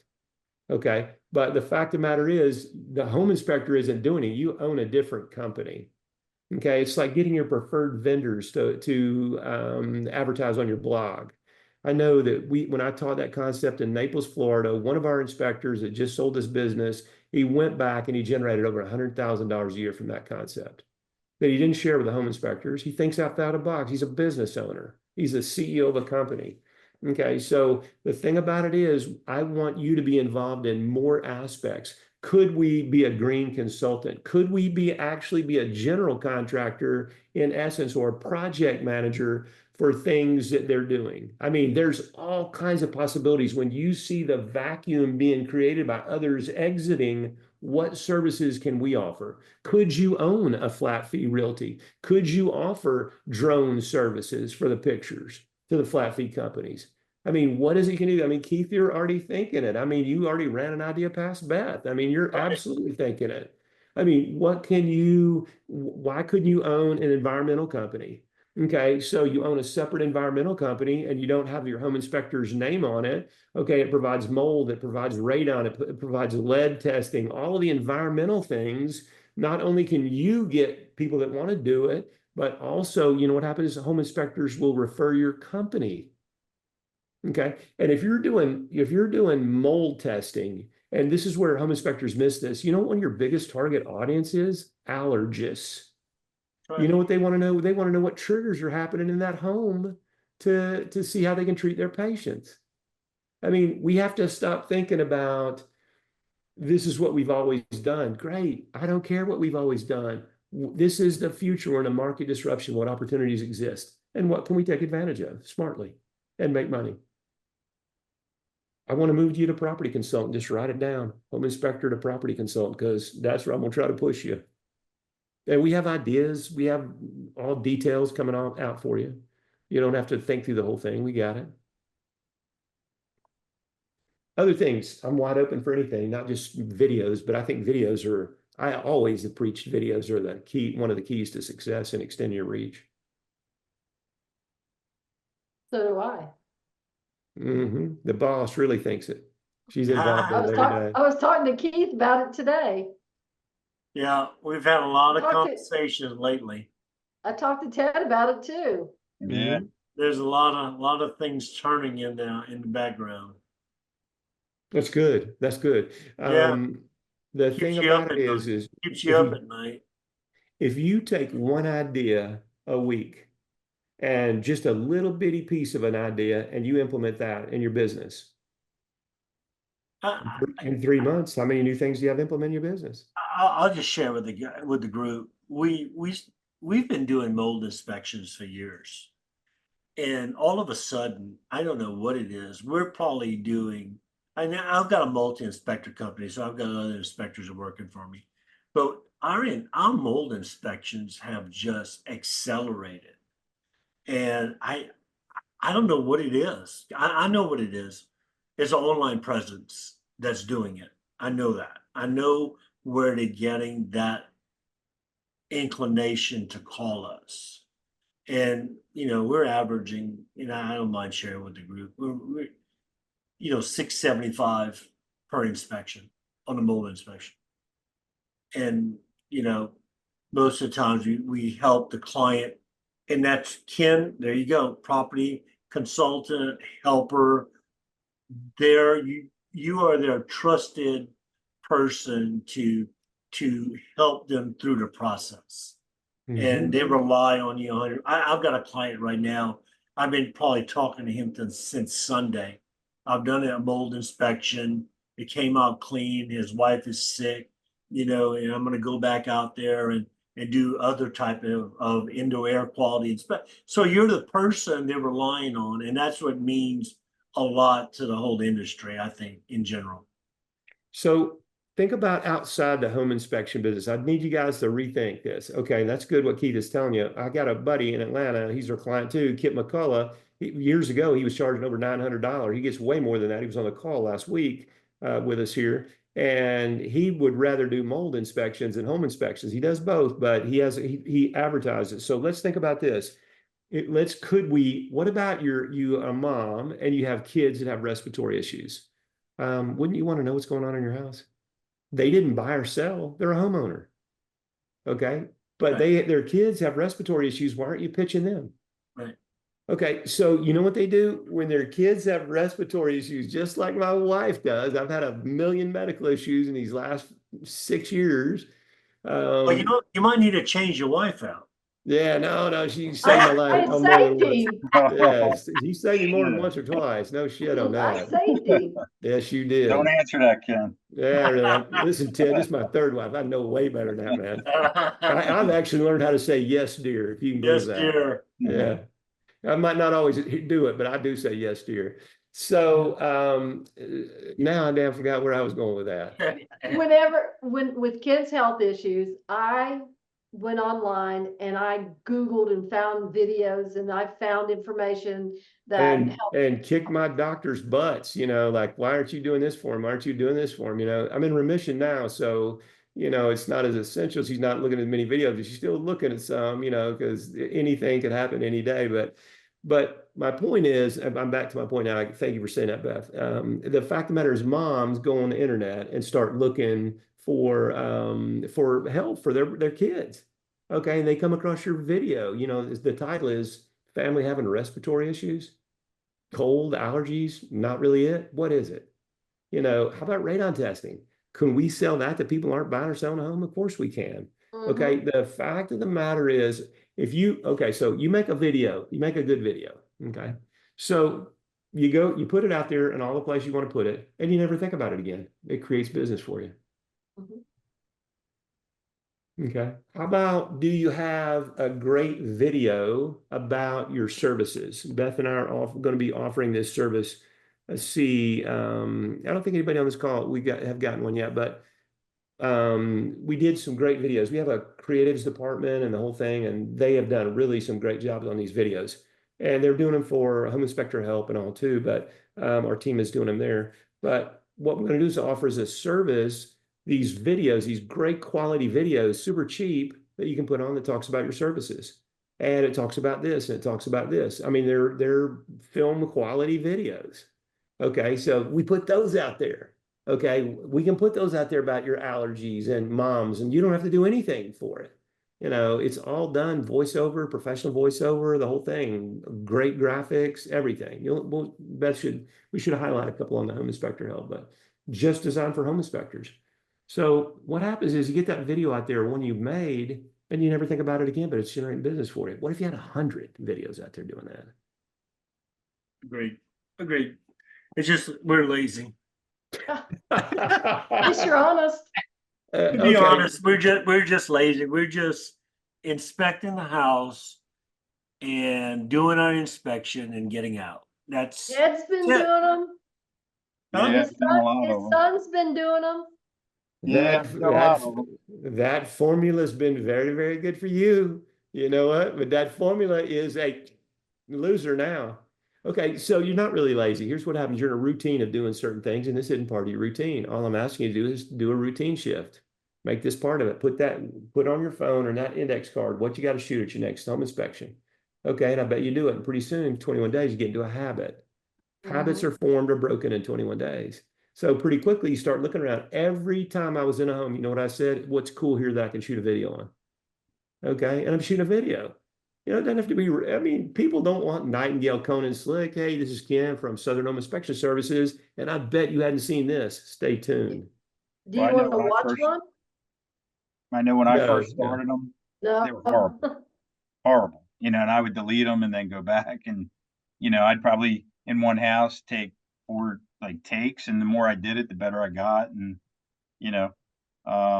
I got to learn to just cut the video down, because I've been averaging, this pre-list one I just did was 5 minutes, so I know that's too long. So I got to get used to just breaking it out and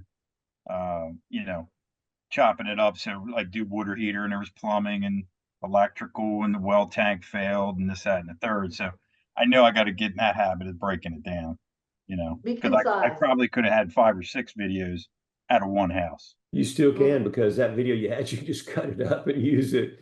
We cut segments of videos up all the time and use promo items and all kind of stuff for events we're doing. But I will tell you, Ted, that is one thing. Americans do have a BB size attention span. So if you just go in and think, here's one problem with the water heater. Okay, the flames rolling out in the tanks, fried on the front.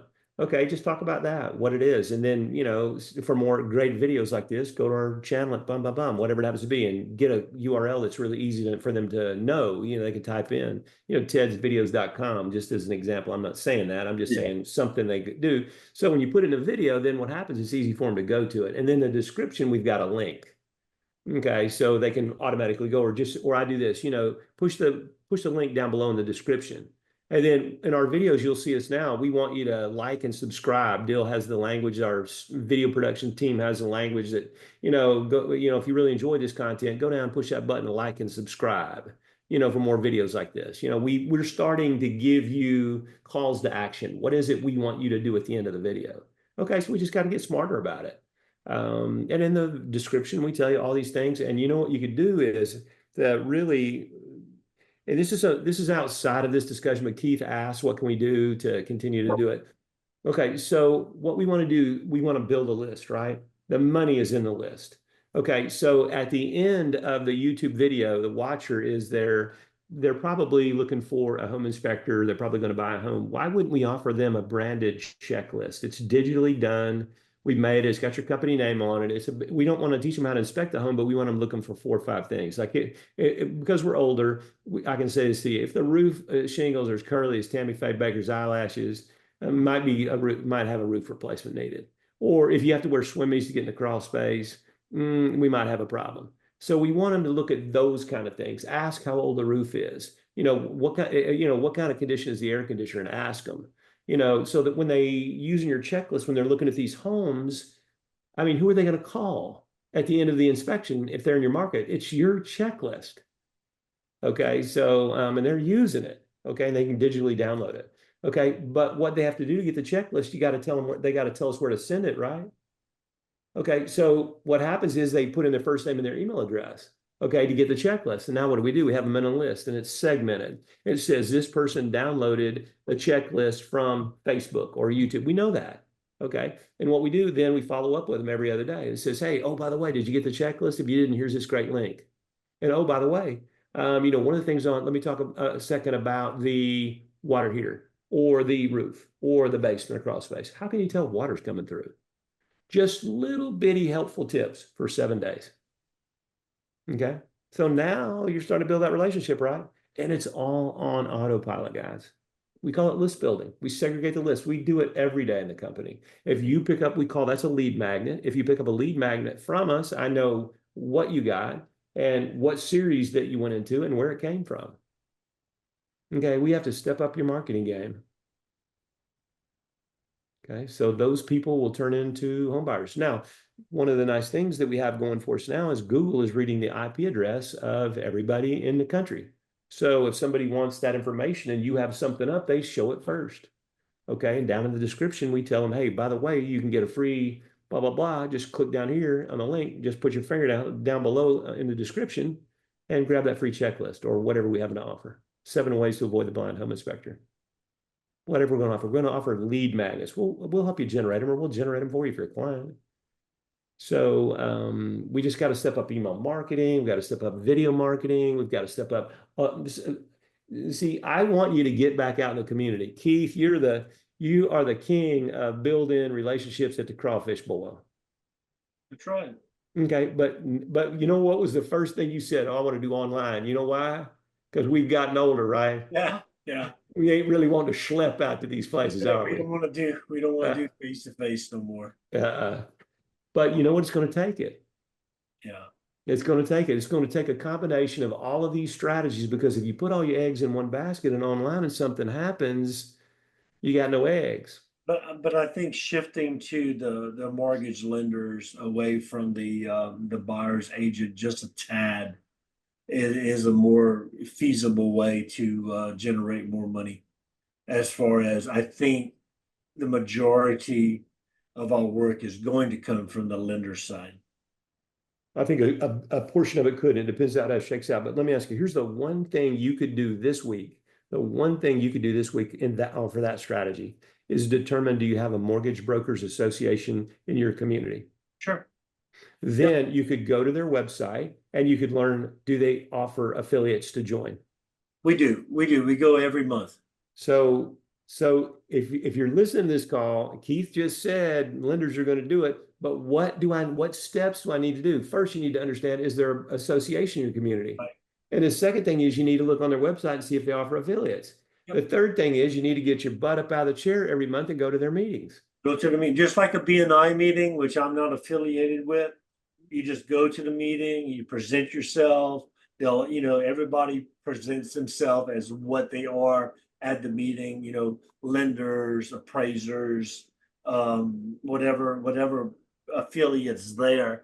And that way you kind of network with everybody. It's a different approach away from the realtors, to be honest with you.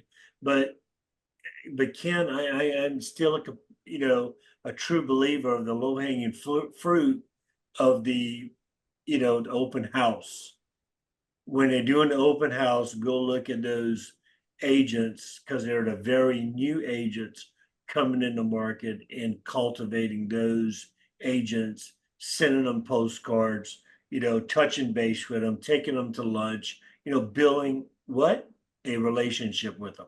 So let me ask you this, Keith, and I'm not saying I never I engage know in you that don't like that no strategy. more, Well, Tim. no, I don't. It's not that I don't like it, and it's not that it's not effective, but it's very time consuming for very little return. That's why I don't like it. Right. But think about this. Beth and I were selling the home in Venice.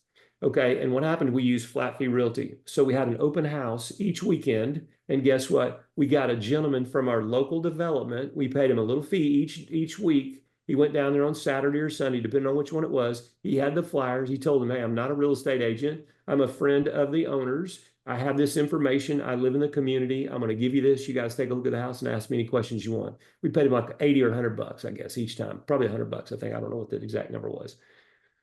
But the fact of the matter is, so you come to an open house at the house Beth and I were selling, the guy ain't an agent. You are Right. going to see that more and more. So here's one of Yeah. those things about a la carte services. Could you provide somebody to go and sit at a house for $100 and pass out a flyer? Of course you could. You're Course you not going could, to take a home inspector. You're going to take if you network with that provider. Yeah, yeah. I mean, they're all looking for it. I mean, the market is disrupted, so that strategy may or may not be effective. Right. But so while it's there, what I always say to all of our clients, while it's there, leverage it. Okay, but when it goes away, we have to be thinking about how do we replace those units and those dollars. So I'll tell you a little elevator speech. If I was going to be at the lenders and I was going to introduce myself a BNI style to the lenders, which is what do you do? And you got a really quick time to tell it. I assist lenders in making a good decision about a home they're considering loaning money on. Try it's a different approach with them. I mean, that's all I Different approach do. altogether.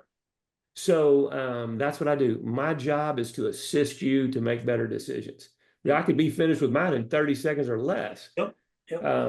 So what's in it for them by using the home inspector? We give you the information you need to know to make the loan or no make the loan. Right. I mean, you can't kill the lender's deal. They're going to loan on whatever the customer buys. So we're in a new world. I guess, we're in the starship, man. You're steering and we're going to be talking about a whole bunch of new strategies, but those that are open-minded and will embrace the things that we're talking about will be super successful. So I would encourage you the takeaways from this call is not only video marketing. I think everybody understands the power of that now, but I would encourage you to say, what other things could I offer besides home inspections? Because you're leveraging the relationship you have with a home inspector. Why wouldn't you have a termite company? That's recurring income. Why wouldn't you have a pest control company? I just say termite, but pest control company. What percentage of your home inspector customers that know you, like you, and trust you could you convert to reoccurring monthly income on pest control? Tons, tons. Okay, if you don't own a pest control company, I want you to start thinking about it. Okay, the people that you're hiring are spraying. I mean, you don't have to be a genius to go out and spray this crap, right? The people that work for us aren't geniuses. Unless you're in a regulated state. Well, you know what happens is these are details. You know what? Every regulation is meant to be dealt with. Okay, we can't just say, oh my God, throw my hands. Because you know what you're going to be saying next? We're in a regulated state. The next words out of your mouth will be welcome to Walmart. Because you're going to be an effing greeter. That's where people that don't embrace change and make excuses are going to say, welcome to Walmart. Right. I think they actually got rid of the greeters. I don't know what people are going to be saying, but God, everybody recognizes that still. So I'm still using it in my repertoire. But I mean, that's the way it's going to be. It's buyers agents are going to have to disclose that the buyer is going to have to pay them a fee starting at August 17th. Some are already doing it now. The seller has to disclose both on current listings and on future listings that the client does not have to pay 3%. They do not have to pay for the buyer's agent, and they can negotiate any commission that they want. Okay, when they tell them that and buyers start learning this, why are they paying this? I mean, $30,000 to sell your house? Really? Seriously? That's 30 grand out of my pocket, 12,000, 15,000, whatever your number is. Okay. I mean, I'm annoyed by this. Oh, but it's a Um, game. It's a game, Ken. well, it's over. It's a game. It's You know, if over. they just inflated it by 30%, then the appraiser comes and appraises it at it above the $30,000. Well, they did away with that in 2007, 2008. The real estate agent doesn't get to select the appraiser anymore because the appraisers clearly No, but tested. Ken, they're still looking at the contract. They're Yeah. looking at the contract, so they know the selling price of the house, so they're appraising it at the selling price. It's just Yeah. counterproductive across the board. They're inflating the price, appraisers appraising it. So what's going to happen now is all these homes are going to be under appraised, and everybody's going to be under, In the hole. underwater Yeah. pretty much. So I'm going to say there's good and bad in every industry, physicians, auto mechanics, home inspectors, appraisers. The fact of the matter is those regulations for home inspectors, I mean, for appraisers are very tight. And the appraisers, we always, when we do sell a home ourselves, we get an appraisal, we do the whole thing. And they said, Ken, here's a story. What you can sell your home for and what it's going to appraise for are completely two different things. So if you're going to use the appraisal number for a minimum, a floor of what you take, perfect. But don't show it to anyone else because what you can sell that home for is way more. Okay, so the appraisers that are legitimate and abiding by the rules are still appraising based on a formula. Okay, without regard to the sales price. Now, and the reason the system changed is because of what you just said, Keith, is real estate agents pressured appraisers to appraise at contract value. And people are underwater as a result of it. So while there certainly is some of that, I would not argue that there's dishonesty and everything. My God, look at our leadership and the politicians. You know how a politician's line, his lips are moving, regardless on which side of the aisle they're on. So I just think there's good and bad in everything. So, but don't let these things hold you back. I say to Beth because I have a CEO hat on every day. I'm the CEO of a company. I mean, I've always been a CEO since I grew up. Okay. And the fact of the matter is that the details are just the details. Don't let that say I can't engage in that idea because of this, that this can be fixed or worked around. Okay, just what is it you want? Wave that magic wand and say what you want, and then we'll work out the details together. I'll help you. But so many people to me say, "Oh, I can't do that," and I'll say, "How come?" And because of this or that or the other. And I say, "Well, do you think we could work around or work with that?" Well, maybe. Well, then why would you discard a good idea? You see, as a CEO, you're an idea generator. I let Dill handle the details. I say, here's what I want. He has to handle the details. He has to lead the team to handle the details. I wouldn't have Dill's job. No comment on Dill? Dill, no comment? Yeah, he's smarter than that. He's like a third wife, man. He ain't saying nothing. Cause he knows it's a damn truth. Look at him over there laughing. He knows it's a damn truth. He See, thought he because had bad with me. Dill gets it done. The team works it out. All I say is, here's what I need. Here's what I want. Here's what my market needs. Here's what we can do. And then they work it out. And, he's the leader of the band. So, it works. But don't let these details hold you back. Details are just details. The idea will work. Maybe the details we have to modify or whatever. I mean, it's like the company you're talking about now, Keith, that you're investigating to start a business. Those are all. Is that Beth? Why are you even worried about that? That's a detail. Details. Yeah, Just gotta work through them. yeah. That's it. Let's get an idea. Let's see if it's feasible, and then once we see it's feasible. That's why I have a mind map. I want to see any roadblocks that I might anticipate on the way to success. So then I lay those out. Somebody can fix those things. It doesn't have to be me. That's not my forte, the details. My forte is big ideas. I'll tell Beth, we have to about 4,300 homes right now. Is that crazy? Yeah, That's I would take small sections, small Oh yeah, small sections, Mhm. targeted Okay. areas. Okay, anything anybody else wants to say, Larry? Thanks for coming on the call. We hope you get to see it quite a bit. We're kind of wild and crazy. We will. I mean, I'll say some shit, you're like, oh my God, what did he just say? But I'm the truth sayer. I mean, I've been around this business a long, long time, and I see it. And I was the one that said, I can't wait till real estate agents go away. I'm thrilled the yoke is off the back of our neck. Now we're going to be real marketers. You know what happens? We don't need them. I mean, that was just a crutch, and all of the pain that went associated with that. Oh, Ken did a home inspection for us, and oh, he was terrible. Really did a comprehensive home inspection. A buyer didn't buy it because of the report, not something I said or the way I said it. Now everybody in the office thinks I'm a bad guy. That bullshit is over. I ain't gonna be in your office. This lady, they just kept running when our marketing rep was out one day, and I ran a chocolate house run, and anyway, the smoker's right there, and hell, I don't smoke, and I hate cigarette smoke, and I go out there in the smoking area, and I'm passing out some candy, building these relationships, and this woman said, "I wish you'd bring something else from chocolate, other than chocolate." And I looked at her, I didn't know this woman from Adam, and I said, "Well, you know what, ma'am, I'll bring filet mignon if you give me a few pieces of business." And all the other agents were going like, and Beth said, "You're off the marketing route. You do not do well with imbeciles." I said, "You should have known it when you married me. I don't do well with imbeciles." You should have brought some Tito's, little bit of bottle of Tito's. Yeah. What I really wanted to bring her was a bottle of vodka, so you shut up, go over there and sit in the Right. corner and drink it. Right. So while no one can ever say Ken Compton is anti-realtor because I have married my realtor. Okay, so there ain't no anti-realtor here, but what I'm anti is poor business practices, poor services, overcharging. I think we have an opportunity to offer services that we've never offered before because the market is disrupted. So please, please take action.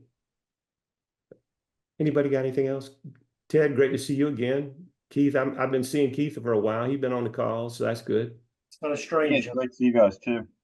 And Ted, get your son on here too. I think he might be. I'm interested in hearing a young person's perspective. Okay, yeah, I can do that next call. Yeah, we meet every Thursday night at 7 o'clock. If that's not convenient, we can adjust it to whatever time. We did 6 o'clock. I said that kind of cut in That's everybody's fine. dinner and all that. So 7, I said probably works Eastern time. But Yeah, I would have Larry, been on here earlier, but his girlfriend slash fiance, she her battery died, so I had to go, jump start her car and get her back on the road. So, in-laws and outlaws, man. You yeah, got them. that's Everybody's got them, no question. All right, Larry. Well, listen, thank you for coming on. I hope we see you again. Come on, we talk about what we want to talk about. So Oh, it was interesting, and I might jump in some more. yeah, 'Cause I just found out about the Thursday night thing, so we'll see how my schedule works out, and maybe bop in a few more times here. yeah, that's good. The Well, we said- our said- goal is really to let you guys ask any question you want to ask. We've been doing conversation starters because I've over the last 22 years I've been doing this. People say, "Well, I don't know what to ask." So if we have a theme and we start asking some questions, you can get more engagement. People start learning, sharing with each other, and that's really what Home Inspector Huddle is about. So Ken, is Dill just taking it all in over there? No, he's probably working on something else, truthfully, because he just want to make sure the recording goes right so the team can take it up from there. He's probably working on something else because he got a ton of people that answer directly to him. He's just all quiet over there. He's just taking it all in. Yeah. He can be quiet. Sometimes he's not quiet. I got a question. Okay. I've been getting a lot of phone calls from a solar company wanting me to go out and take pictures of the roof and the attic so they can set up the installation. I haven't returned their calls, but I'm thinking or wondering, is that a good avenue to kind of explore? Because I just don't know what they would charge, or excuse me, I don't know what I would charge or what they'd be willing to pay in order to facilitate that. What do you think you would charge? Well, before you even get down that, before you even get into that, let's don't get into that yet. Here's the real question. Should I call him back? Let me say this to you. I'm a real good listener. Okay. So I'm going to listen to the opportunity first. Okay. And so let's say, oh, we're going to pay you $100. Well, obviously you can't do it, but, Right. but can you get somebody that'll go out there and take a picture that you're going to pay an hourly rate, $15 an hour? They go out there and take these pictures and they come back and guess what? You charged 100. They charge you in 1 hour, 15, or maybe it took them 2 hours, 30. So you've made $70. And you know what happens is now you've got a relationship with a solar company. So what else could they do for you? Also, you might have a relationship with a homeowner. Okay. So the answer is I always listen. So many opportunities pass by my desk every day. I always listen. The fact of the matter is 99% of them I don't take because it Mhm. just, I said not that that to they're not, Keith. not they're not good offers, but the Right. fact of the matter is they don't fit what I I said do. that to you. So the fact of the matter is I listen to everybody. So listen to the opportunity and then see what happens. Don't tell them anything about whatever. I just say, hey, I'm interested in talking with you about it. What you got? Okay. And just be friendly and polite and find out. You might, what I found is little bitty things lead to big things sometimes. Right. Okay, so maybe what happens, they become one of your preferred vendors. And what happens when you're out on a home inspection, what you see is somebody that might take advantage of solar or is interested in green and solar. We have a solar home here. Okay, so they're interested in that. So guess what happens? Could you refer a lead there and get a fee? Okay, so, and when I say that, please know this, could they advertise on your blog? Okay, so here's the thing about advertising on your blog with your preferred vendors. None of the standards of practice ever say that you can't earn revenue from a blog. Okay, Mhm. so they don't say it. So let's say that we're going to take a partner vendor with a solar company. Could you do videos with the solar company owner or their marketing reps? Could they do interviews with you about it? Okay, so now they're on your website and you're on their website. Okay, so they reach new Win-win. customers and you reach new customers too, because people that are on their website would have never heard of Ted. Right. Okay. I'll make the call. Yeah, absolutely. Listen, Ted, always. Ted, to be honest with you, we kind of network with everybody. I don't know if you've probably been doing this like I've been doing this for quite a bit of time. So we've got a plumber, we've got a duct cleaner, we've got an HVAC guy, we've got all the trades, that we know who to refer to. So Mhm. Ken's kind of turning it in a different way, letting them kind of advertise, on your website or on your blog or whatever. And I think that's a good thing because you already got the relationship like with an insulator or a foundation guy, irrigation guy, or a landscaper. And it just kind of makes sense just bringing it all together and kind of building a, a neighborhood or a group. You know what I mean? Like Yeah, a 100%. network together. Say, look, we're all working together here. Let's all work together for the common good, and the common good is to make the dollars. Yeah. Bottom line. So So think that's what about we've this. done in the long, just the beginning. Think about this. Over your careers, Ted and Keith, and Larry, I don't know how long you've been in business, but over your careers, how many times have they said to you, I know that some of these repairs can be made by the seller, but some aren't. Who do you know that can help me with these things? Every day. Every Every day. I mean, day. like every Every day. inspection every day. Yeah. Okay. So here's what happens is you give out these referrals, you haven't earned a first thing. First, okay, you haven't earned any money. Fine. Okay. But the second thing is there's no reciprocal arrangement. They're not referring you leads back. Right. Okay. So we can change that dynamic, but we have to educate them on why it is. Now, I hear some pushback on vendors that say, I'm not paying for that. But let me ask you this. How much does it cost them to acquire a lead? Okay, so do they advertise elsewhere? Okay, these aren't cold leads from Google. These are referrals from Ted, Keith, and Larry. You know what I'm saying? These aren't cold referrals. They close. Okay, so what happens is we want two things. If you can give us enough leads, we don't want any money for you to be on our blog. But if it's a one-way street, we need to earn something for it. So the best people to talk to this about who already pay for advertising. So if you're a HVAC contractor and you pay for advertising, you understand the cost of a lead, right? Okay. Yeah. But the people that have never paid for advertising are the ones you get the most resistance from. Makes sense. Pro Makes tip. sense. Okay. It makes sense. Okay. So it's a lot easier sell to take somebody who pays for leads. If they advertise, if they promote, if they do all these things, then they're already used to paying money to get a lead. What's the difference in advertising on your blog? And the key is let them give them leads for 60 days. At the end of 60 days, then what you do is you say, okay, here's a story. We sent you X number of leads and we've tracked it. How many of those did you close? What was the dollar value associated with it? Because I ask people up front, what's their average transaction value? They don't know why I'm asking them. But No. then at the end of the reporting time, I can say, okay, well, you told me your average transaction value was this. We got this lead. You closed 70%. Here's what you earned. Are we doing a good job helping you out?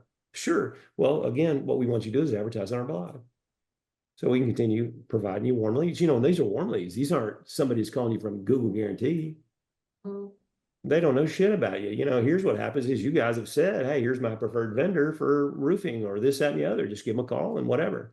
We show you how to put them on your website and We do it have all reciprocal. every day. We do it every day. We get Yeah. Yeah, we did too. Mhm. every day.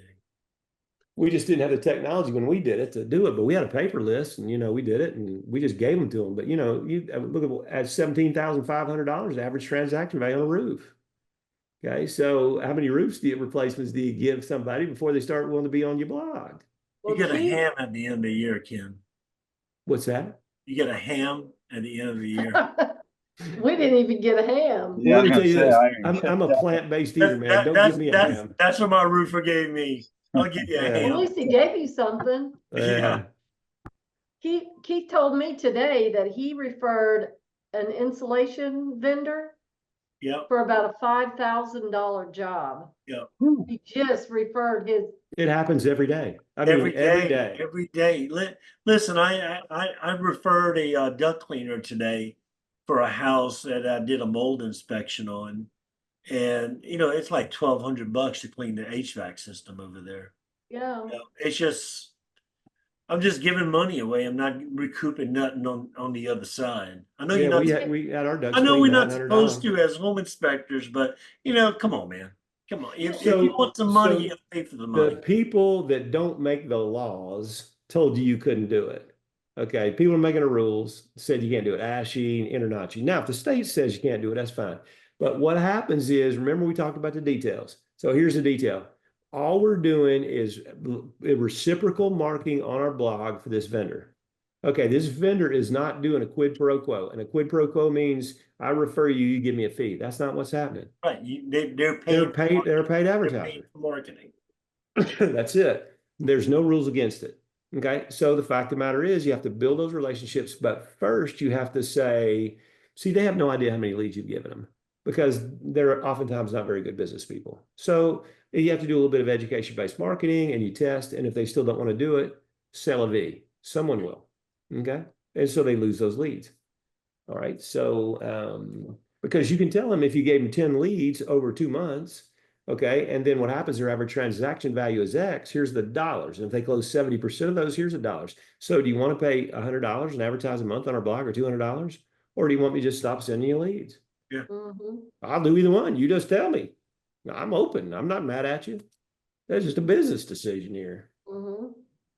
And so if they say, well, I'm not paying for leads, then you say, God bless you and have a great day. Yep. And you Bye-bye. use my favorite 4-letter word that's not nasty. Next. See ya. Next. I'm on to the next guy. You know, screw them, man. You know, people are stupid. You know, let's just be honest. We need to have a actual call about that. Because I that could really probably is go back powerful. and brush up those PowerPoints from the Naples event. It's really, really powerful. I mean, I'll tell you who it was, Wally Conway. Took it right back from there and did it. They made over $100,000 a year. And guess what? He didn't share a damn dime of that with the home inspectors, did he? Mm-mm. Yeah. There ain't no splits there, bro. Put it right in his pocket. Yeah. Okay, Wally Conway is a winner. You might not like him, or you might like him. I don't know. He got a mixed bag on people, but I like him. He's an entrepreneur. He's a CEO. I love his attitude. You know, he just thinks the details are the details. You know, we think a lot alike in a way of business. So that's what this is. There's a great book by Jack Stack called The Great Game of Business. If you ever just have a boring rainy weekend that you don't have anything else to do, which is probably never, but I never have a free moment. So anyway, it was kind of a cool book. Okay. Anything else? I'm wide open to answer any questions you have. That sounds like no questions. That's awesome. Yeah, no questions. All right. We hope to see everybody next week. I don't know what we're going to talk about next week. Whatever strikes me, I keep working through my list I have a bazillion things, and Beth will say, what are we going to talk about next week? And I'll say, give me till Tuesday and I'll tell you. You know, I'm not really sure what we're going to talk about. I guess the thing about it is we started talking on the first day of what was happening the first week, and then we've done these things. But the question is, how many people have implemented anything from those calls? I mean, if you could take one thing home from this call, you don't have to tell me what it is. What is it? What could you implement tomorrow from this? I mean, Dill, how long does it take to have the recording up? Tomorrow you'll have it up? Yes, tomorrow morning. Okay. So the He fact of the matter speaks. is, Speaks. yeah, he speaks. He uses hand gestures too. He doesn't always wave with all 5 fingers either. I think Ken, a good topic would be like cross marketing. What's what? Cross marketing. Oh, cross marketing. Cross different platforms as far as realtors, lenders. I think that would be great. How to get our point across to them for them to call us. Okay. So I would say to you tonight, that's perfect. I'll work on that. The question is, the statement I want to make is don't spend another nickel on real estate agent marketing.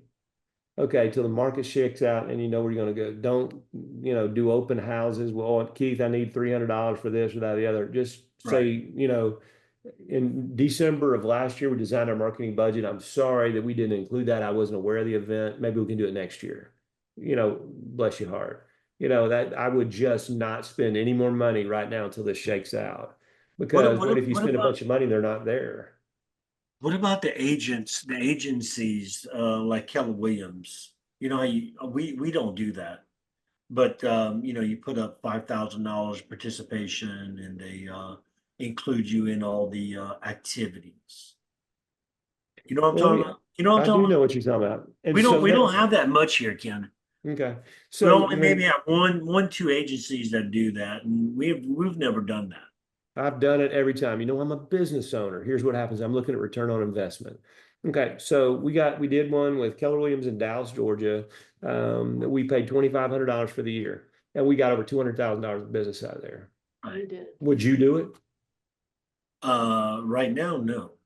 Yeah, well, I wouldn't do it now, but damn straight, buddy. I Back leveraged then, that I thing. probably would, because I that's was over what there leads every are week. Our marketing people were every week. I was there once a month. Right. We did lunches. We did presentations. We participated in events. We sponsored. We did anything and everything. The broker loved us. Her husband loved us. I mean, she would drag me, or the broker would drag me around the office. You guys know Ken?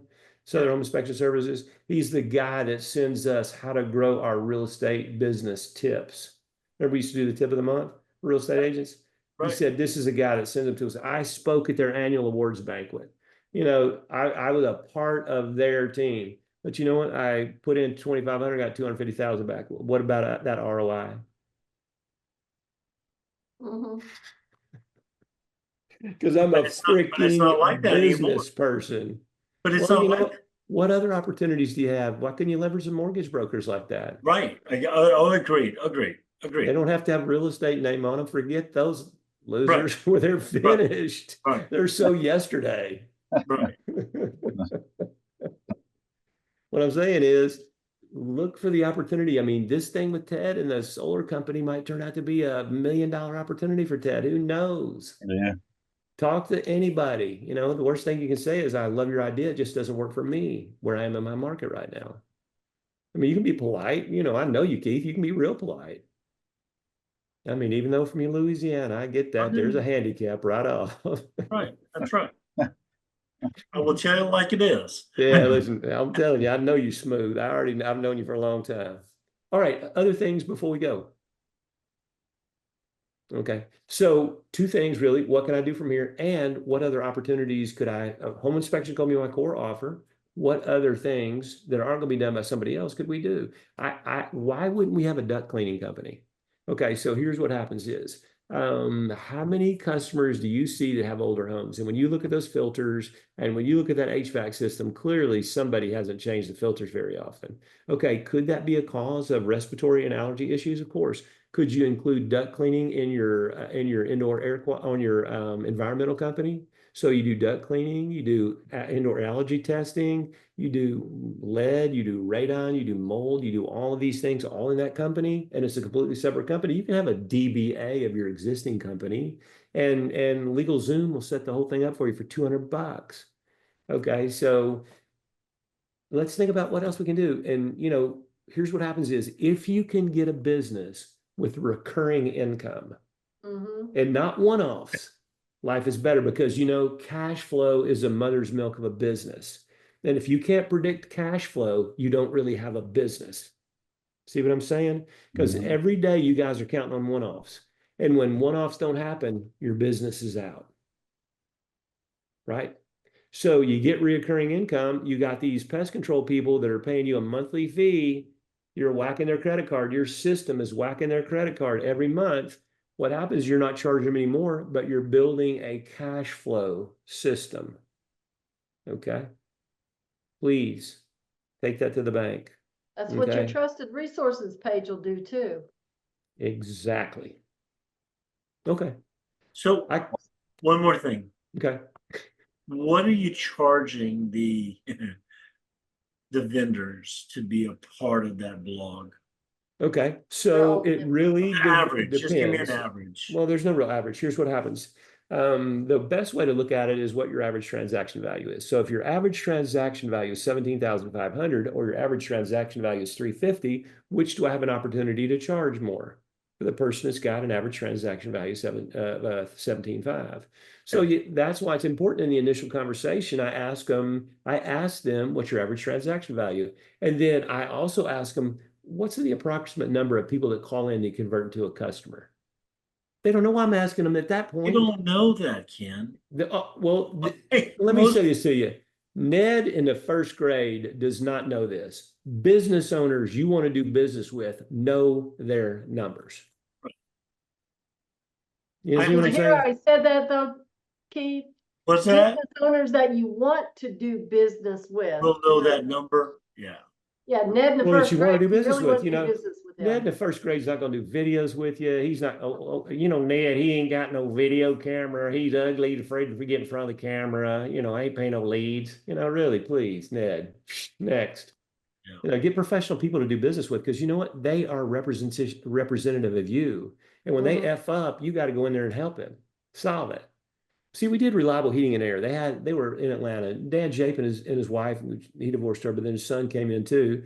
And they were a small little dealer. And how I got to know them, they came out and did me a favor on the house. I was a newlywed and I had a kid and, had student loans. You know how it works. I'm working my way up the corporate ladder and all that. And so they came out and somebody who had built a deck out on the side of the house and they put the air conditioning unit in. So the hot air went up, got sucked back in, diminished the life of the unit. So it quit working.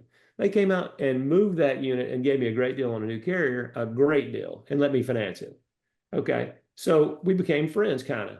Okay. So when we opened the home inspection company, the first thing I went to him and said, Dan, look, man, you guys did me a favor. We bought 2 or 3 air conditioning systems from them. Over the years. And when we said, hey, we need a partner vendor in HVAC. And he said, we'd love to be it. They serve all of Metro Atlanta. I said, well, here's the story, Dan. The only thing I'm going to ask you is if there's an F up, you take care of it. Because if I have to get involved, then I'm going to have to look for another HVAC contractor. And he said, no, we'll take care of it. And you know how many leads he got from us? They turned into be the largest train dealer in the US. He got tons of leads from us and loved it. Okay. So, but he was professional. He knew his numbers. Those are the kinds of people you want to do business with. Not Ned. Ned don't know shit from Shinola. Ned, why would we want to deal with him? He doesn't know his numbers. Yeah. I hope this is helping you guys think through it. There's a lot of things you got to think through. That's what we need, Ken. A little bit of enlightenment. We got, I learned internet marketing from a blessed good friend. His name was Mark Hendrickson. Mark has passed away now, but he had this URL and it was called swiftkickintheass.com. And if he thought you weren't doing something that he thought you should be doing, he would send you an email from swiftkickintheass.com. Pretty good. So I think we'll see if that's available since Mark's passed away. But sometimes all you guys need is a swift kick in the ass to start thinking about this, and then it goes on to great things. Just thinking outside the box. Thinking outside the box. Amen. Okay, I'm going to call it quits unless anything else. But this is the kind of conversations I love to have. What are the details? Who cares what the details are? What do you want to do, and how do you think we can go at it? So be thinking. Going to need it. All right, I'm out of here. And Dill, I'm going to just meet with you after this meeting. We'll get on another call, but I'll meet with you for a few minutes after this. couple of things we Thank got you, going. everyone. And Yep, Beth, take care. Ken, Thank you we'll guys talk- very much. I We think we'll appreciate you be- being on. Ken and Beth, I think we'll be talking pretty soon. You got my calendar link. I do. Don't forget to Hopefully, see. hopefully it syncs with Ken's calendar. Yeah, that's a No. really thing. Just go with Beth, get on her, she'll get on my calendar for you to try to get me and get on your calendars and say will. she can manage the whole thing. You know, afternoons are good with me. But let me tell you, when I look at Beth's See you calendar, later. she's not there in the afternoon. My wife. Oh, because you have to take the calls? No, because you don't have no availability in the afternoon.